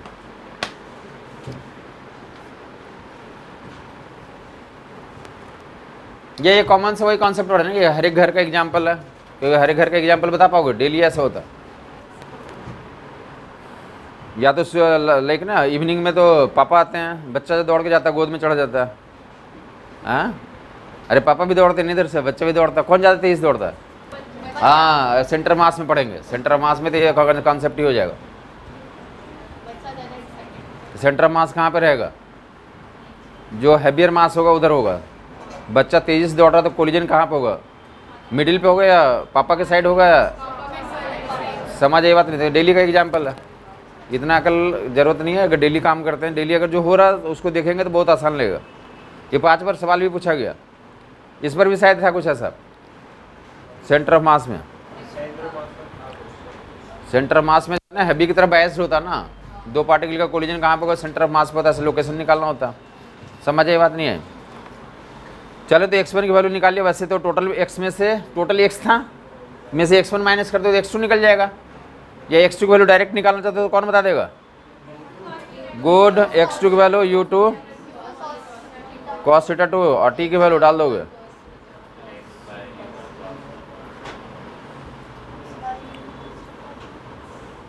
आप जो है कि जो पढ़ाया जा रहा है फिजिक्स में यहाँ पे उसको समझते चलें। और जो बता रहा हूँ कि समझने में काफ़ी बार मतलब आपको समझाने के लिए मैं बहुत सारे लोकल एग्जाम्पल पकड़ के लाता हूँ। काफ़ी लोग बोलते हैं कि आप ऐसे एग्जाम्पल कहाँ से उठा लेते हो, तो मैं लोकल एग्जाम्पल तो बहुत सारा लाता हूँ जिससे आपको बहुत आसानी से समझ में आ जाए। तो इसमें मत चले जाना। जो आपने हो सकता है बहुत बड़े फंडे को आपको लगा कि एक पेज लिखने में सोल्व होता था, वो हो सकता है कि विद इन सेकेंड्स आप निकाल लें, बट वो फंडे को आपको इंश्योर करना कि इतनी मास्टरी कर लें कि हम उतना तेज़ी से लगा दें। समझ आई बात नहीं आई? यहाँ पे बैठ करके समझ लेना कोई चमत्कार नहीं है, वो तो डेफिनेट है कि यहाँ पे बैठो तो समझ में तो आ ही जाएगा। उसको कहाँ पे तो फाइनल एग्जाम में जाकर डिलीवर करना ये इंपॉर्टेंट होगा। समझ आई बात नहीं? ये तो मैं गारंटी देता हूँ कि किसी को भी जो मैं भी कभी पढ़ा भी नहीं हो ज़िंदगी में, वो भी यहाँ पे बैठेगा, उसको भी फिजिक्स तो मैं समझा ही दूँगा। समझ आई बात नहीं? बट वो समझ करके फाइनल कैलकुलेशन करके एग्जाम में कन्वर्ट कर देना, वो इम्पोर्टेंट होता। फिजिक्स समझने में कोई आश्चर्यजनक काम नहीं है, यहाँ जो समझाया जा रहा है आपको, समझ आ गई बात। तो उस भूल भुलैया में नहीं पड़ेंगे कि बहुत आसान लग रहा है, वो आसान तो बनाया गया तो लगेगा ही, बट उसको हमें मास्टरी करना है, उस पर ध्यान नहीं जाना चाहिए, क्योंकि काफ़ी बार लगता है कि हमें बहुत आसानी से समझ में आता तो हम रिलैक्स हो जाते हैं। बहुत आसान फंडे है, दो बता दिया कि दो लोग डेली का एग्जाम्पल है, तो कोलिजन के लिए ऐसा करना होगा तो आप आइडेंटिफाई कर लोगे। बाकी काफ़ी लोग बाई पोजीशन के बारे में पूछ रहे हैं, तो फिलहाल इसमें बाई पोजीशन से कोई मैटर नहीं है। बाकी जिनको बाई पोजीशन लिखना तो आप फेंकेंगे U1 स्पीड से थीटा बन एंगल पे, तो पहला वाला टाइम टी पे बाई हाइट पे कहाँ चला जाएगा, यहाँ पे पहुँच गया, तो ये हाइट कितना लिखोगे पहले वाले के लिए, तो डाटा ये हाइट U1 साइन थीटा 1, आगे इसका एग्जाम्पल लूँगा U1 sine theta 1 into T minus GT²/2, और इधर के लिए तो data U2 sine theta 2, U2 sine theta 2 into T minus GT²/2, दोनों को क्या करते हैं बराबर करके तो प्रोसीड कर सकते हैं। कोलिजन करने के लिए क्या कंडीशन भी आ जाएगा, U1 sine theta 1 equal to U2 sine theta 2, but ये कंडीशन यहाँ पे रिक्वायरमेंट नहीं है, किसी क्वेश्चन में ये भी जरूरत पड़ सकती है। कोलिजन के लिए जरूरी है कि भाई पोजीशन भी तो सेम होना चाहिए ना, सेम हाइट पे दोनों रहेगा तभी तो होगा ना, ये भी एक कंडीशन की जरूरत पड़ जाती है। नेक्स्ट टॉपिक हेडिंग डालते हैं हॉरिजॉन्टल प्रोजेक्टाइल मोशन। प्रोजेक्टाइल को कहाँ फेंक देंगे, हॉरिजॉन्टली, इसी का स्पेशल केस करने जा रहे हैं।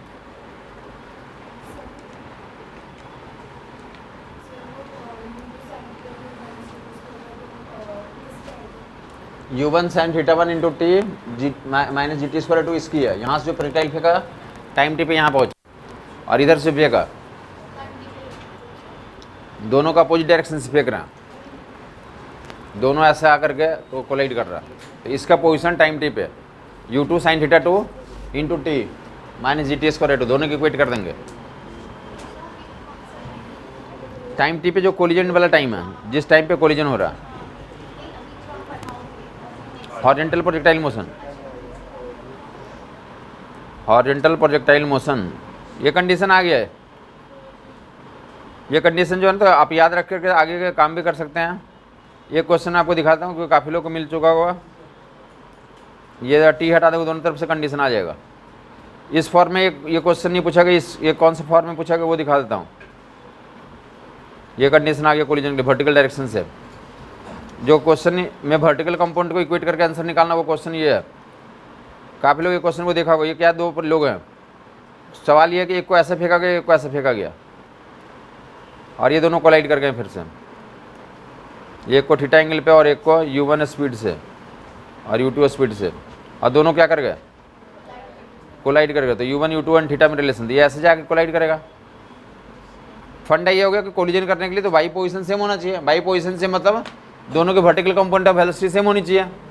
तो डायरेक्ट अप्लाई करोगे तो इसका वर्टिकल कंपाउंड कितना है U2, और इसका vertical component U1 sine theta, तो U1 sine theta equal to U2 आ जाएगा, आंसर हो गया।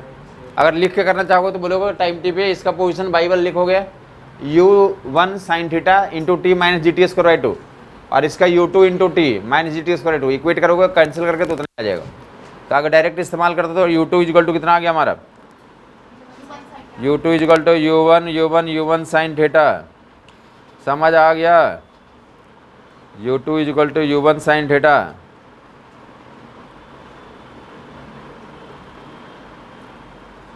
कंडीशन मोस्टली जगहों पे फोटो बना करके ऐसे सवाल पूछा हुआ, तो सॉल्व एग्जाम्पल में दिए हुए या जहाँ क्वेश्चन है तो वहाँ भी पूछे हुए हैं, आइदर वे में। या कंडीशन पूछेंगे, या थीटा दिया हुआ, ये दिया हो तो U2 निकालो, कितने स्पीड से मारे ताकि क्या कर जाइए, कोलाइड कर जाए। या कॉमन से ऐसे गेम भी खेलते हो कि ऐसे एक उछालता है और दूसरा इधर से मारता है, और दोनों क्या कर गया, कोलाइड कर जाए। समझ आई बात। एरो शूटिंग भी करते हैं, या फिर ऐसे लाइक बोले जो लाइक गाँव वगैरह में जाओ तो बच्चे जो ना उड़ते रहते हैं, जो पक्षियाँ उड़ती रहती है उनको क्या करते हैं, तो थ्रो करके मारते हैं।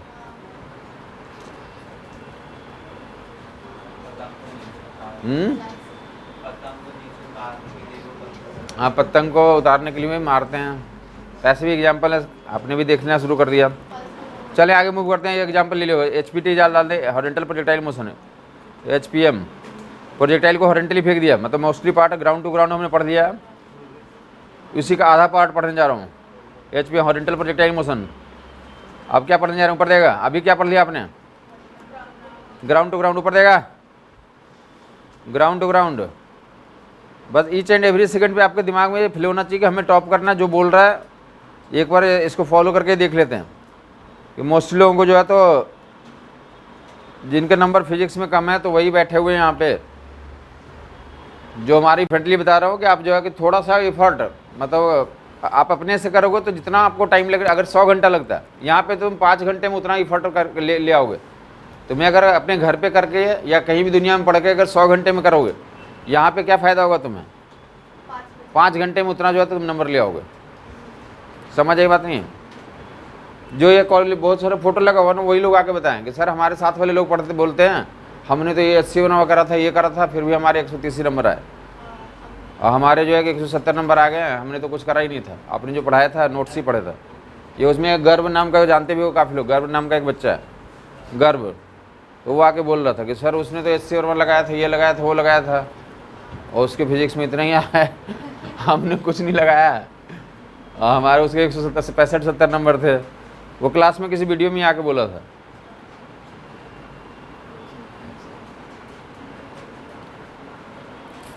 तो क्या बोल रहे हैं कि अभी हम लोग क्या पढ़ रखे हैं, ग्राउंड टू ग्राउंड। क्या पढ़ रहे हैं, ग्राउंड टू ग्राउंड पढ़ लिया हमने। अब हम पढ़ने जा रहे बस इतना, यहाँ पे खड़े होकर ऐसे हॉरिजॉन्टली फेंक देंगे, हॉरिजॉन्टल प्रोजेक्टाइल मोशन, राइट वाला पार्ट पढ़ेंगे। ये टावर पे खड़े होकर के हॉरिजॉन्टली फेंक दिया गया, और टावर नहीं रहेगा तो मूविंग टावर कैसा रहेगा, इसको हॉरिजॉन्टल फेंक दिया, हॉरिजॉन्टल प्रोजेक्टाइल मोशन। एग्जांपल जो फेमस जो मोस्टली को इसको कैसे मिलेंगे, हेलीकॉप्टर वाले, हेलीकॉप्टर से फूड पैकेट ड्रॉप किया गया, तो हेलीकॉप्टर हॉरिजॉन्टल चलता है, फूड पैकेट भी कैसे निकलेगा, हॉरिजॉन्टल, और फिर हॉरिजॉन्टल निकलने के बाद पाराबोलिक मोशन करता हुआ नीचे आएगा, पाराबोलिक मोशन करता हुआ नीचे आएगा। तो that is horizontal projectile motion example हो गया। ग्राउंड टू ग्राउंड पढ़ लिया, अब आधा पार्ट पढ़ने जा रही है, you speed, horizontal component of velocity use फेंक दिया गया। ये हाइट कितना h है, ये हाइट कितना h। तो एक्स एक्सिस में पहले बता दो, एक्स एक्सिस में इनिशियल वेलोसिटी कितनी है हमारी u, और एक्सेलरेशन कितना 0। बाई एक्सिस में u, good very good, 0 initial 0, acceleration g minus j का पेज माइनस जी। हेलीकॉप्टर वाला एग्जांपल या सेम कौन सा केस होगा, हेलीकॉप्टर ना होकर क्या हो सकता है तुम्हारे, अगर तुम्हें हेलीकॉप्टर में जाने का मौका नहीं मिला, तुम्हें किस में मौका मिला, ट्रेन में, तो ट्रेन में ऐसे कैसे करोगे, ट्रेन कुछ फेंका मत ना, छोड़ दो बस,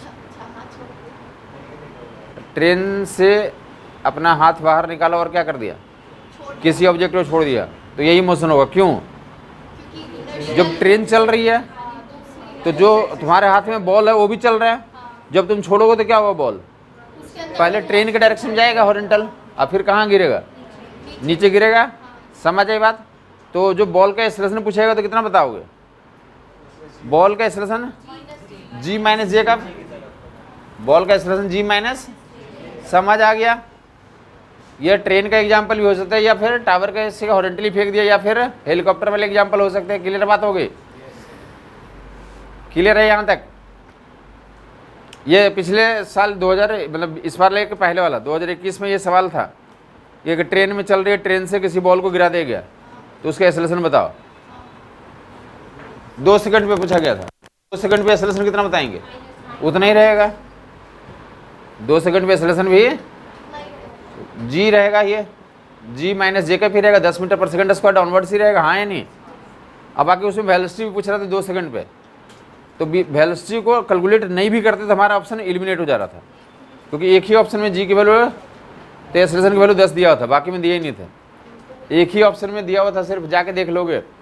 फिर भी सर 2021 में आपको पूरा बता दिया कि 2021 वाले में तो ट्रेन से लिखा हुआ था कि ट्रेन से एक बॉल को, ट्रेन चल रही है 10 मीटर पर सेकंड से, या ट्रेन चल रही 20 से लिखा हुआ था। पूरा एक्चुअल डाटा ये था 20 मीटर पर सेकंड चल रही है ट्रेन, कितने से चल रही है 20 मीटर पर सेकंड से, और एक बॉल को छोड़ दिया गया, एक स्टोन छोड़ दिया गया 2 सेकंड बाद पूछा गया था कि उसकी वेलोसिटी बता दो, 2 सेकंड बाद वेलोसिटी देगा। वेलोसिटी v इक्वल टू कितना होता है एक्स में, v equal to U plus A T, तो v equal to U A zero है तो v इक्वल टू यू ही रह जाएगा, और बाई में तो v equal to minus ji T, U minus ji T होता है, u कितना है बाई में 0 है तो कितना हो जाएगा, कितना टाइम पे डिसीजन करना था 2 सेकंड पे, तो ये 20 आई कैप हो गया और 20 माइनस जे कैप हो जाएगा, तो वेलोसिटी कितनी हो जाएगा 20 i cap 20 i cap minus 20 j cap, velocity time T पे इतना होना था 20 i cap minus 20 j cap, magnitude by 20√2, और एक्सेलरेशन तो जीरो होना था। बट ये बिना वेलोसिटी कैलकुलेट किए हुए भी आंसर टिक कर सकते थे, क्योंकि एक ही ऑप्शन में जी की वैल्यू मतलब एक्सेलरेशन की वैल्यू जी दिया हुआ था, एक्स में तो जीरो ही होगा ना, तो एक्स में तो बोल रहा हूँ, एक्स में तो जीरो एक्सेलरेशन है, नेट एक्सेलरेशन जी माइनस जे कैप, नेट एक्सेलरेशन में A X I cap plus A Y J cap, A X zero तो जीरो आई कैप है and G minus J cap, तो 10 इंटू माइनस जे cap, 10 into minus, समझ आ गई बात, 10 into minus जे cap, तो v equal to U and v equal to minus G T minus J cap. जैसे आप जैसे ना किसी कोई पॉइंट आपसे मिस होता है, जैसे ये एक्स में एक्सेलरेशन जीरो था, मैं ये तो आपको जिस दिन मोशन स्टार्ट किया था उस दिन से बोल रहा हूँ कि आधा पार्ट बताया था कि 3 टाइप का मोशन होता है, जहाँ पे एक केस होगा जहाँ पे एक्सेलरेशन क्या रहेगा जीरो, वहाँ 2 ही क्वेश्चन आएंगे, v इक्वल टू यू और displacement x equal to U cos theta. अब बोला था प्रोजेक्टाइल मोशन का 80% काम इतना ही से होगा, आज तो यही कह रहा ना कि you cos theta into T किया ना, टॉर्क भी निकाला उसी से, एंगुलर मोमेंटम भी निकाला उसी से, ऐसे ही कर रहे थे, तो बता रखा पहले तो मैं, ये समझ आई बात। तो इंश्योर करेंगे कि आपको ने जो सुन लिया एक बार ही, तो आप बोलेंगे मैग्नेटिज्म डेवलप हो जाए, हम याद रखें बार बार उसे, बार बार याद रखने का मतलब रिकॉल करना होता है, रिकॉल करना होता है कि आज हमने तो क्या क्या पूछा था या क्या क्या मुश्किल से समझ में आया था, तो उसको नोटिस करके तो रिमाइंडर लेना होता है। समझ आई बात नहीं आई? अदरवाइज एक आदमी जो था ना, मतलब ऑलमोस्ट जो है कि मतलब ऐसा मानो कि उस आदमी को मैं 15 साल से जानता हूँ, तो हर एक साल उस समय वही सवाल वो मुझसे पूछेगा।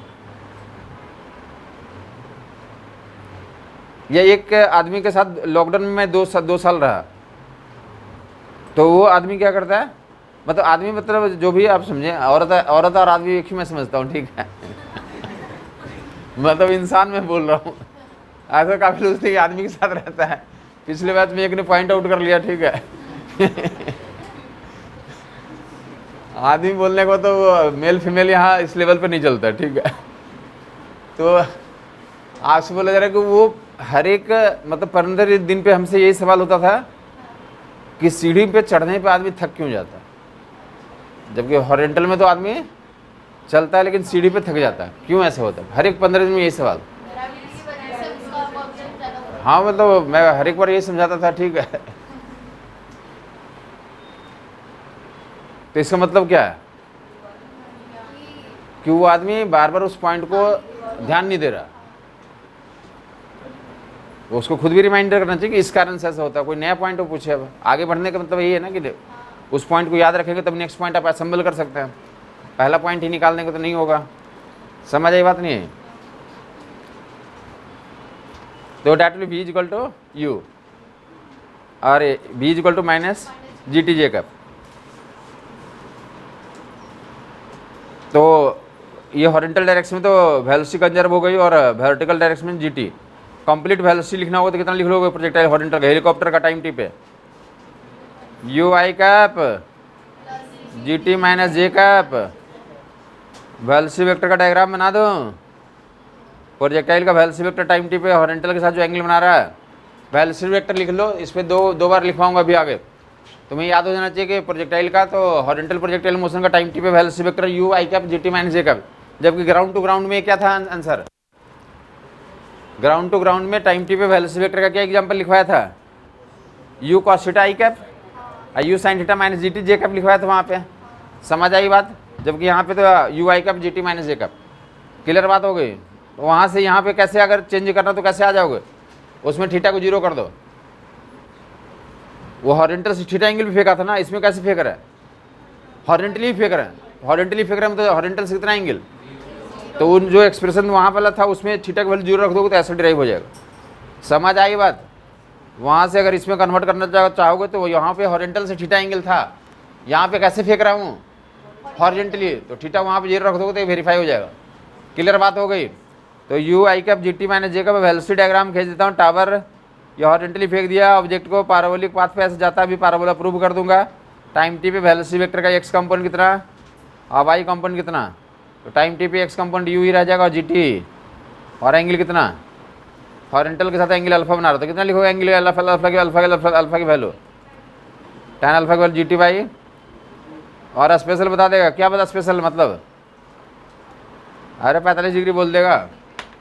जाओ घर पे एक सवाल मिल जाएगा कि अगर हॉरिजेंटल के साथ कितना एंगल बना रहा है 45 डिग्री। 45 डिग्री फेमस क्यों है, मैक्सिमम रेंज होता है इसलिए। तो जब भी यूज रही है पुराने ज़माने की किताबों में 30 डिग्री 60 डिग्री और 45 डिग्री में मोस्टली क्वेश्चन बनते थे। 30 डिग्री 60 डिग्री 45 डिग्री, और अभी यूजुअली दो और एंगल तो ऐड कर दिए 37 एंड 53, तो 5 एंगल्स के लिए तो क्वेश्चंस मिल सकते सारी किताब में इसी पे बने होंगे। या तो क्या दे रहा है हॉरिजेंटल से एंगल कितना बना रहा है 45, और उसकी स्पीड कितनी है 98 मीटर पर सेकेंड चल रहा था। हेलीकॉप्टर कितने से चल रहा था 98 से। 45 डिग्री टाइम टी पे एंगल बना रहा है, टी टाइम की वैल्यू निकाल लो। 10 सेकेंड हो गया, कितना हो गया समझ नहीं आया। प्रोजेक्टाइल 98 मीटर पर सेकेंड चल रहा है, उसको लेको हॉरिजेंटली प्रोजेक्टाइल को 98 मीटर पर सेकेंड से लॉन्च कर दिया। टाइम टी पे हॉरिजेंटल से कितना एंगल मार रहा है 45 डिग्री, तो टाइम टी की वैल्यू बताओ। तो यहाँ पे 1 हो गया, 98 रखेंगे, 98 इधर जाएगा और ये 9.8 रखेंगे, काटेंगे तो कितना आ जाएगा 10 सेकेंड आ जाएगा। कर लोगे ये, अल्फा टी एंड यू 3 लोग हैं, कोई 2 दिया रहेगा, तीसरा निकल के आ जाएगा। क्लियर बात हो गई। कुछ हल्का फुल्का जैसे घर पे लेते रहते हैं वैसे कुछ न्यूमेरिकल एग्जाम्पल हमेशा करते रहें आप, न्यूमेरिकल एग्जाम्पल हमेशा करते रहें। अपने आप को एग्जाम से ट्यून करना होता है। आपके लेवल में जब मैं था ना तो उसमें क्या होता था कि मैं कुछ भी कर रहा हूँ, मैं रास्ते पे चल भी रहा हूँ ना तो मैं दिमाग में क्वेश्चन चलता रहता था। और रास्ते पे चलते इसमें कौन सा क्वेश्चन मैं करता था, तो ऑर्गेनिक और इनऑर्गेनिक में रोड मैप क्वेश्चन होते हैं कि एक कंपाउंड ए है जो कि फिनॉल से तो रेड कलर देता है, और फिर जो है ये जो है इससे ऐसा करता है, और फिर वो कार्बोनाइल टेस्ट देता है। समझ आई बात नहीं। और फिर क्या करता है वो अल्डोल कंडेंसेशन कर लेता है, तो ABC का नाम आइडेंटिफाई करें, इसको बोलते रोड मैप क्वेश्चन। तो मेरे दिमाग में ऐसा मतलब एक और क्वेश्चन पढ़ लिया, उसको सोचा कि अच्छा ये बनाया तो ये होगा, और फिर वो कार्बोनाइल टेस्ट दे रहा है या तो फिर ये होगा, फिर ये होगा, आंसर देखा ये हो गया, खत्म हो गया। और बैठने की क्या जरूरत है इसके लिए, चलते चलते जो सोच लिया पढ़ लिया, मज़ा आ गया। आंसर देखोगे मैच करोगे मज़ा भी आता है, अरे सही हो गया। या इनऑर्गेनिक वाले क्वेश्चन कि एक कंपाउंड है उस पर क्या टर्म डाला H2SO4 डाला तो एक कलरलेस गैस निकलता, क्या निकलता है कलरलेस गैस निकलता, और फिर उसको किससे तो रिएक्शन करवा दिया तो फिर क्या करता है तो फ्यूम देता, वाइट फ्यूम देता। तो फिर ऐसे तो फिर ABC निकालें, इनऑर्गेनिक में भी रहता है ना ये। समझ आएगा। तो ऐसे क्वेश्चन तो मैं रोड पे करता था, चल रहे हैं कहीं रास्ते में जा रहे हैं कहीं में तो अपना कर लिया। और जो हमने IIT का एग्जाम जिस साल दिया था उस साल जो एग्जाम में क्वेश्चन आया था वो एक्सपेरिमेंट हमने 7वीं क्लास में करा था। वो क्वेश्चन ऐसे था कि वो कोई मेटल था उस पर बोला कि H2SO4 डाले, तो ये 7वीं क्लास में एक्सपेरिमेंट लैब बुक लिखना होता ना, तो उसमें था कि जिंक था, जिंक पे H2SO4 डालते हैं तो ZnSO4 बनता है, जिंक सल्फेट बनता है, हाइड्रोजन गैस निकलता है, और उससे फिर से कुछ निकाले हुए थे। ABC हमने देखा और ये 7वीं क्लास का क्वेश्चन दे दिया, 5-10 नंबर का क्वेश्चन रहेगी। तो IIT में जाओगे तो ऐसे वो लोग बोलते रहेंगे अरे वो तो मैंने 7वीं क्लास में पढ़ा था, तो मैं 9th में पढ़ा था हाइट एंड डिस्टेंस वाला क्वेश्चन, वो ट्रिग्नोमेट्री वाला क्वेश्चन तो मैंने इस क्लास में सोल्व करा था। इनऑर्गेनिक में तो मोस्टली वही पढ़ना ही है, 9th क्लास में जो पढ़ते हैं तो वो सारे वही कंपाउंड हैं। चले फिलहाल tan alpha equal to GT/U, tan alpha equal to GT/U and alpha दिया रहेगा तो करस्पॉन्डिंग कर लोगे। वेलोसिटी वेक्टर टाइम टी पे भी लिख दिया, क्लियर याद रह जाएगा। तो टाइम टी पे तो एक्स पोजीशन और वाई पोजीशन कौन बता देगा, कौन समझ गया कि मास्टर बताएगा एक्स पोजीशन ये लिखो तुम भी बोल सकते हो एक्स पोजिशन यू टी, और हॉरिजॉन्टल डिस्प्लेसमेंट है S U T plus A T square by to. ये कितना है हमारा, ये 0 है, तो एस बराबर कितना हो गया यू टी, और भाई कौन बताएगा, good good good, G T square by two. Minus sine बताएगा, बट माइनस क्या बताएगा वहाँ पे, डायरेक्शन को बताएगा। अब कौन बताएगा कि ट्रेजेक्ट्री इक्वेशन कैसे बनेगा, गुड, कैसे बनेगा, टी की वैल्यू यहाँ से निकाले एक्स बटे यू और इसमें डाल दें, टी की वैल्यू यहाँ से निकाल के कहाँ डाल दें, वो दूसरे वाले में डाल दें, टी की वैल्यू एक्स बटे यू। आपके अंदर एनर्जी होनी चाहिए कि ऐसा मैं बोलता रहूं।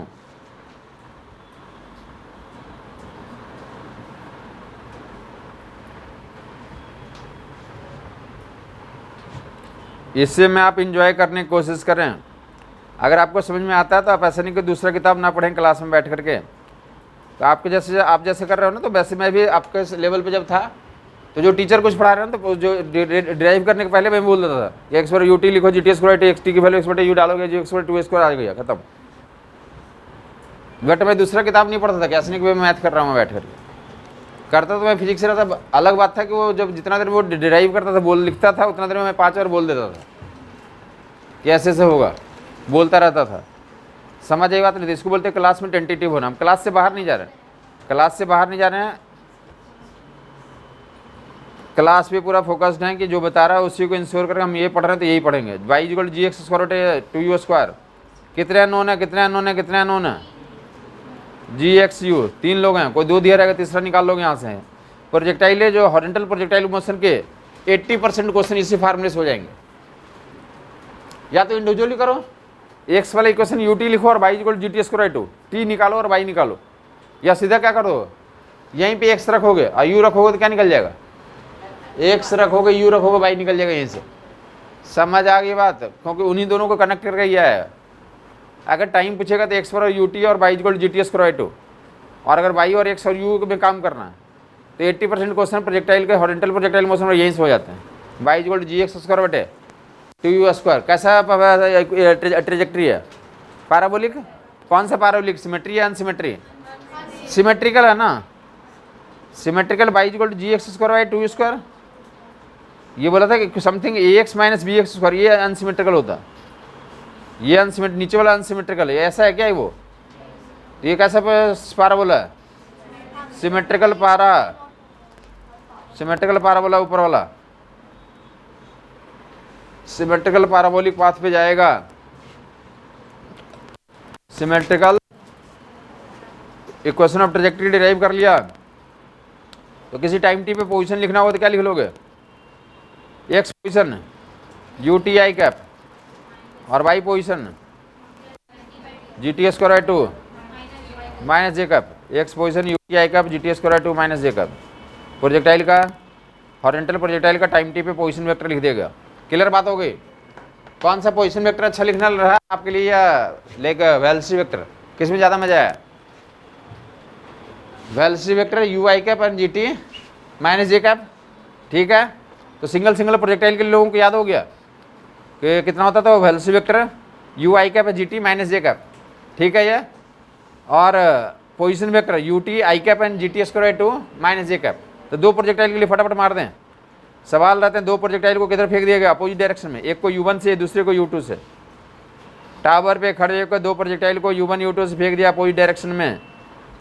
सिंगल के लिए पढ़ रहे थे, फार्मूला था। अब ये जो एप्लीकेशन करने जा रहे हैं डबल के लिए मार रहे हैं इसको। 2 प्रोजेक्टाइल को कहाँ फेंक दिया गया, अपोजिट डायरेक्शन में। क्लियर है ये।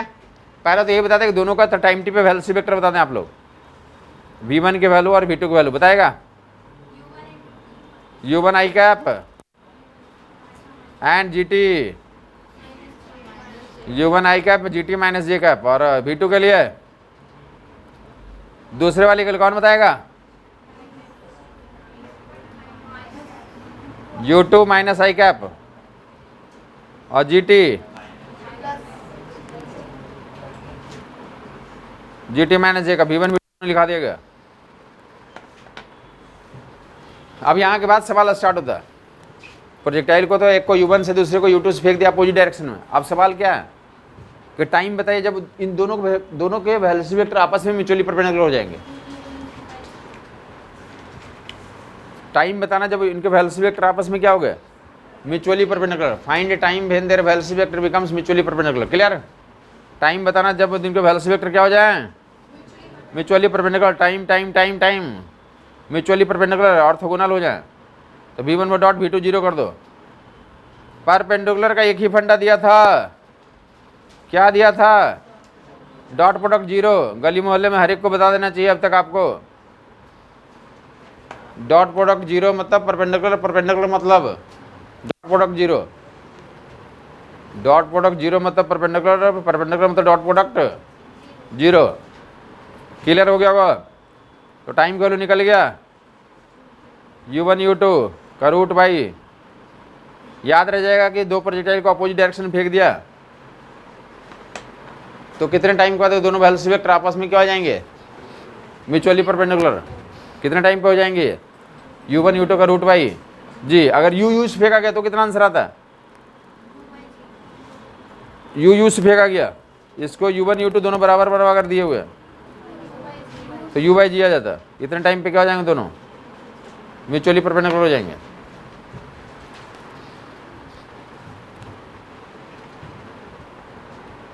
इतने टाइम पे दोनों के वेलोसिटी वेक्टर आपस में क्या हो जाएंगे, म्यूचुअली परपेंडिकुलर।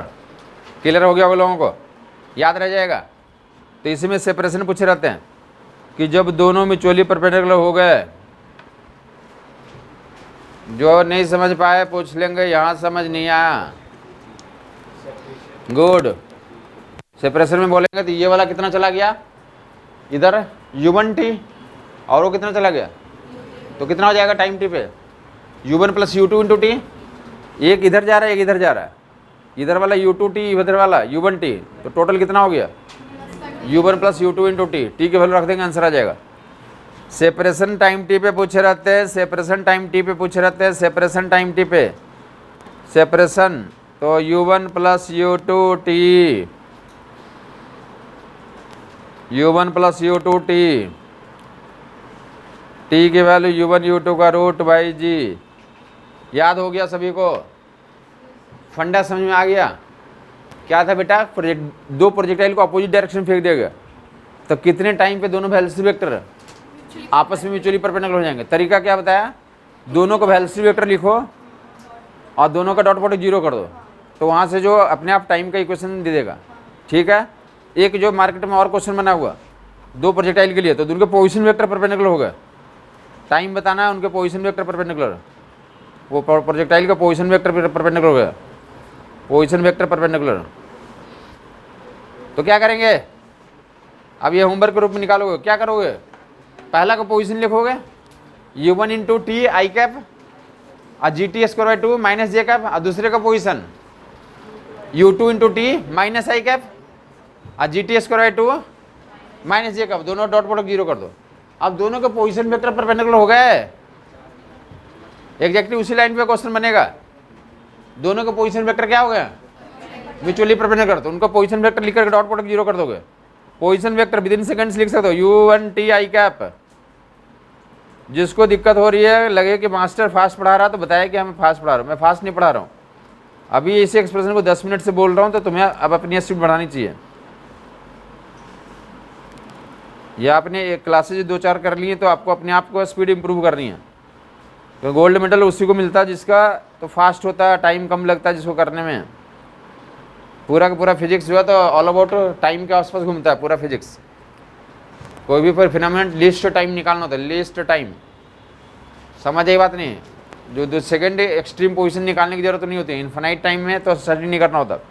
तो फास्ट प्रोसेस समझने की स्पीड अपने को तो इम्प्रूव करें आप, डॉट जीरो कर दोगे। ठीक है, ये जी स्क्वायर बाई 4 इंटू टी का पावर 4, जीरो करके टी का वैल्यू निकालो। किसने टी निकाल लिया, या सारा कुछ और आ जा रहा है, यही आ जा रहा है, कुछ और आ रहा है। अगर यू रहेगा, u1 u2 दोनों सेम स्पीड से फेंका गया अपोजिट में, 2u बाई जी आ जाएगा इस पर। ही क्लियर बात हो गई। ओके, तो नेक्स्ट टाइम करते हैं। दोनों को पीछे वाला केस में ना दोनों को फेंक दिया, तो दोनों का वेलोसिटी वेक्टर टाइम पे जाकर परपेंडिकुलर हो गया, तो दोनों ऐसे गया होगा ना, तो दोनों के बीच में ये सेपरेशन कितना हो गया, तो ये वाला कितना हो गया, एक तरफ u1 हो गया, एक तरफ कितना हो गया, तो u1 plus u2 into T हो गया। टी की वैल्यू निकाल चुके हैं तो रख देंगे।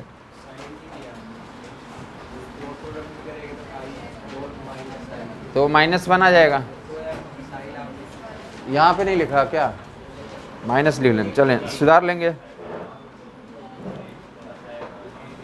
ये सुधार लेंगे जिनको ऐसा कुछ लग रहा था माइनस है यहाँ पे, -u1 u2 t² + g² t⁴/4 ऐसा।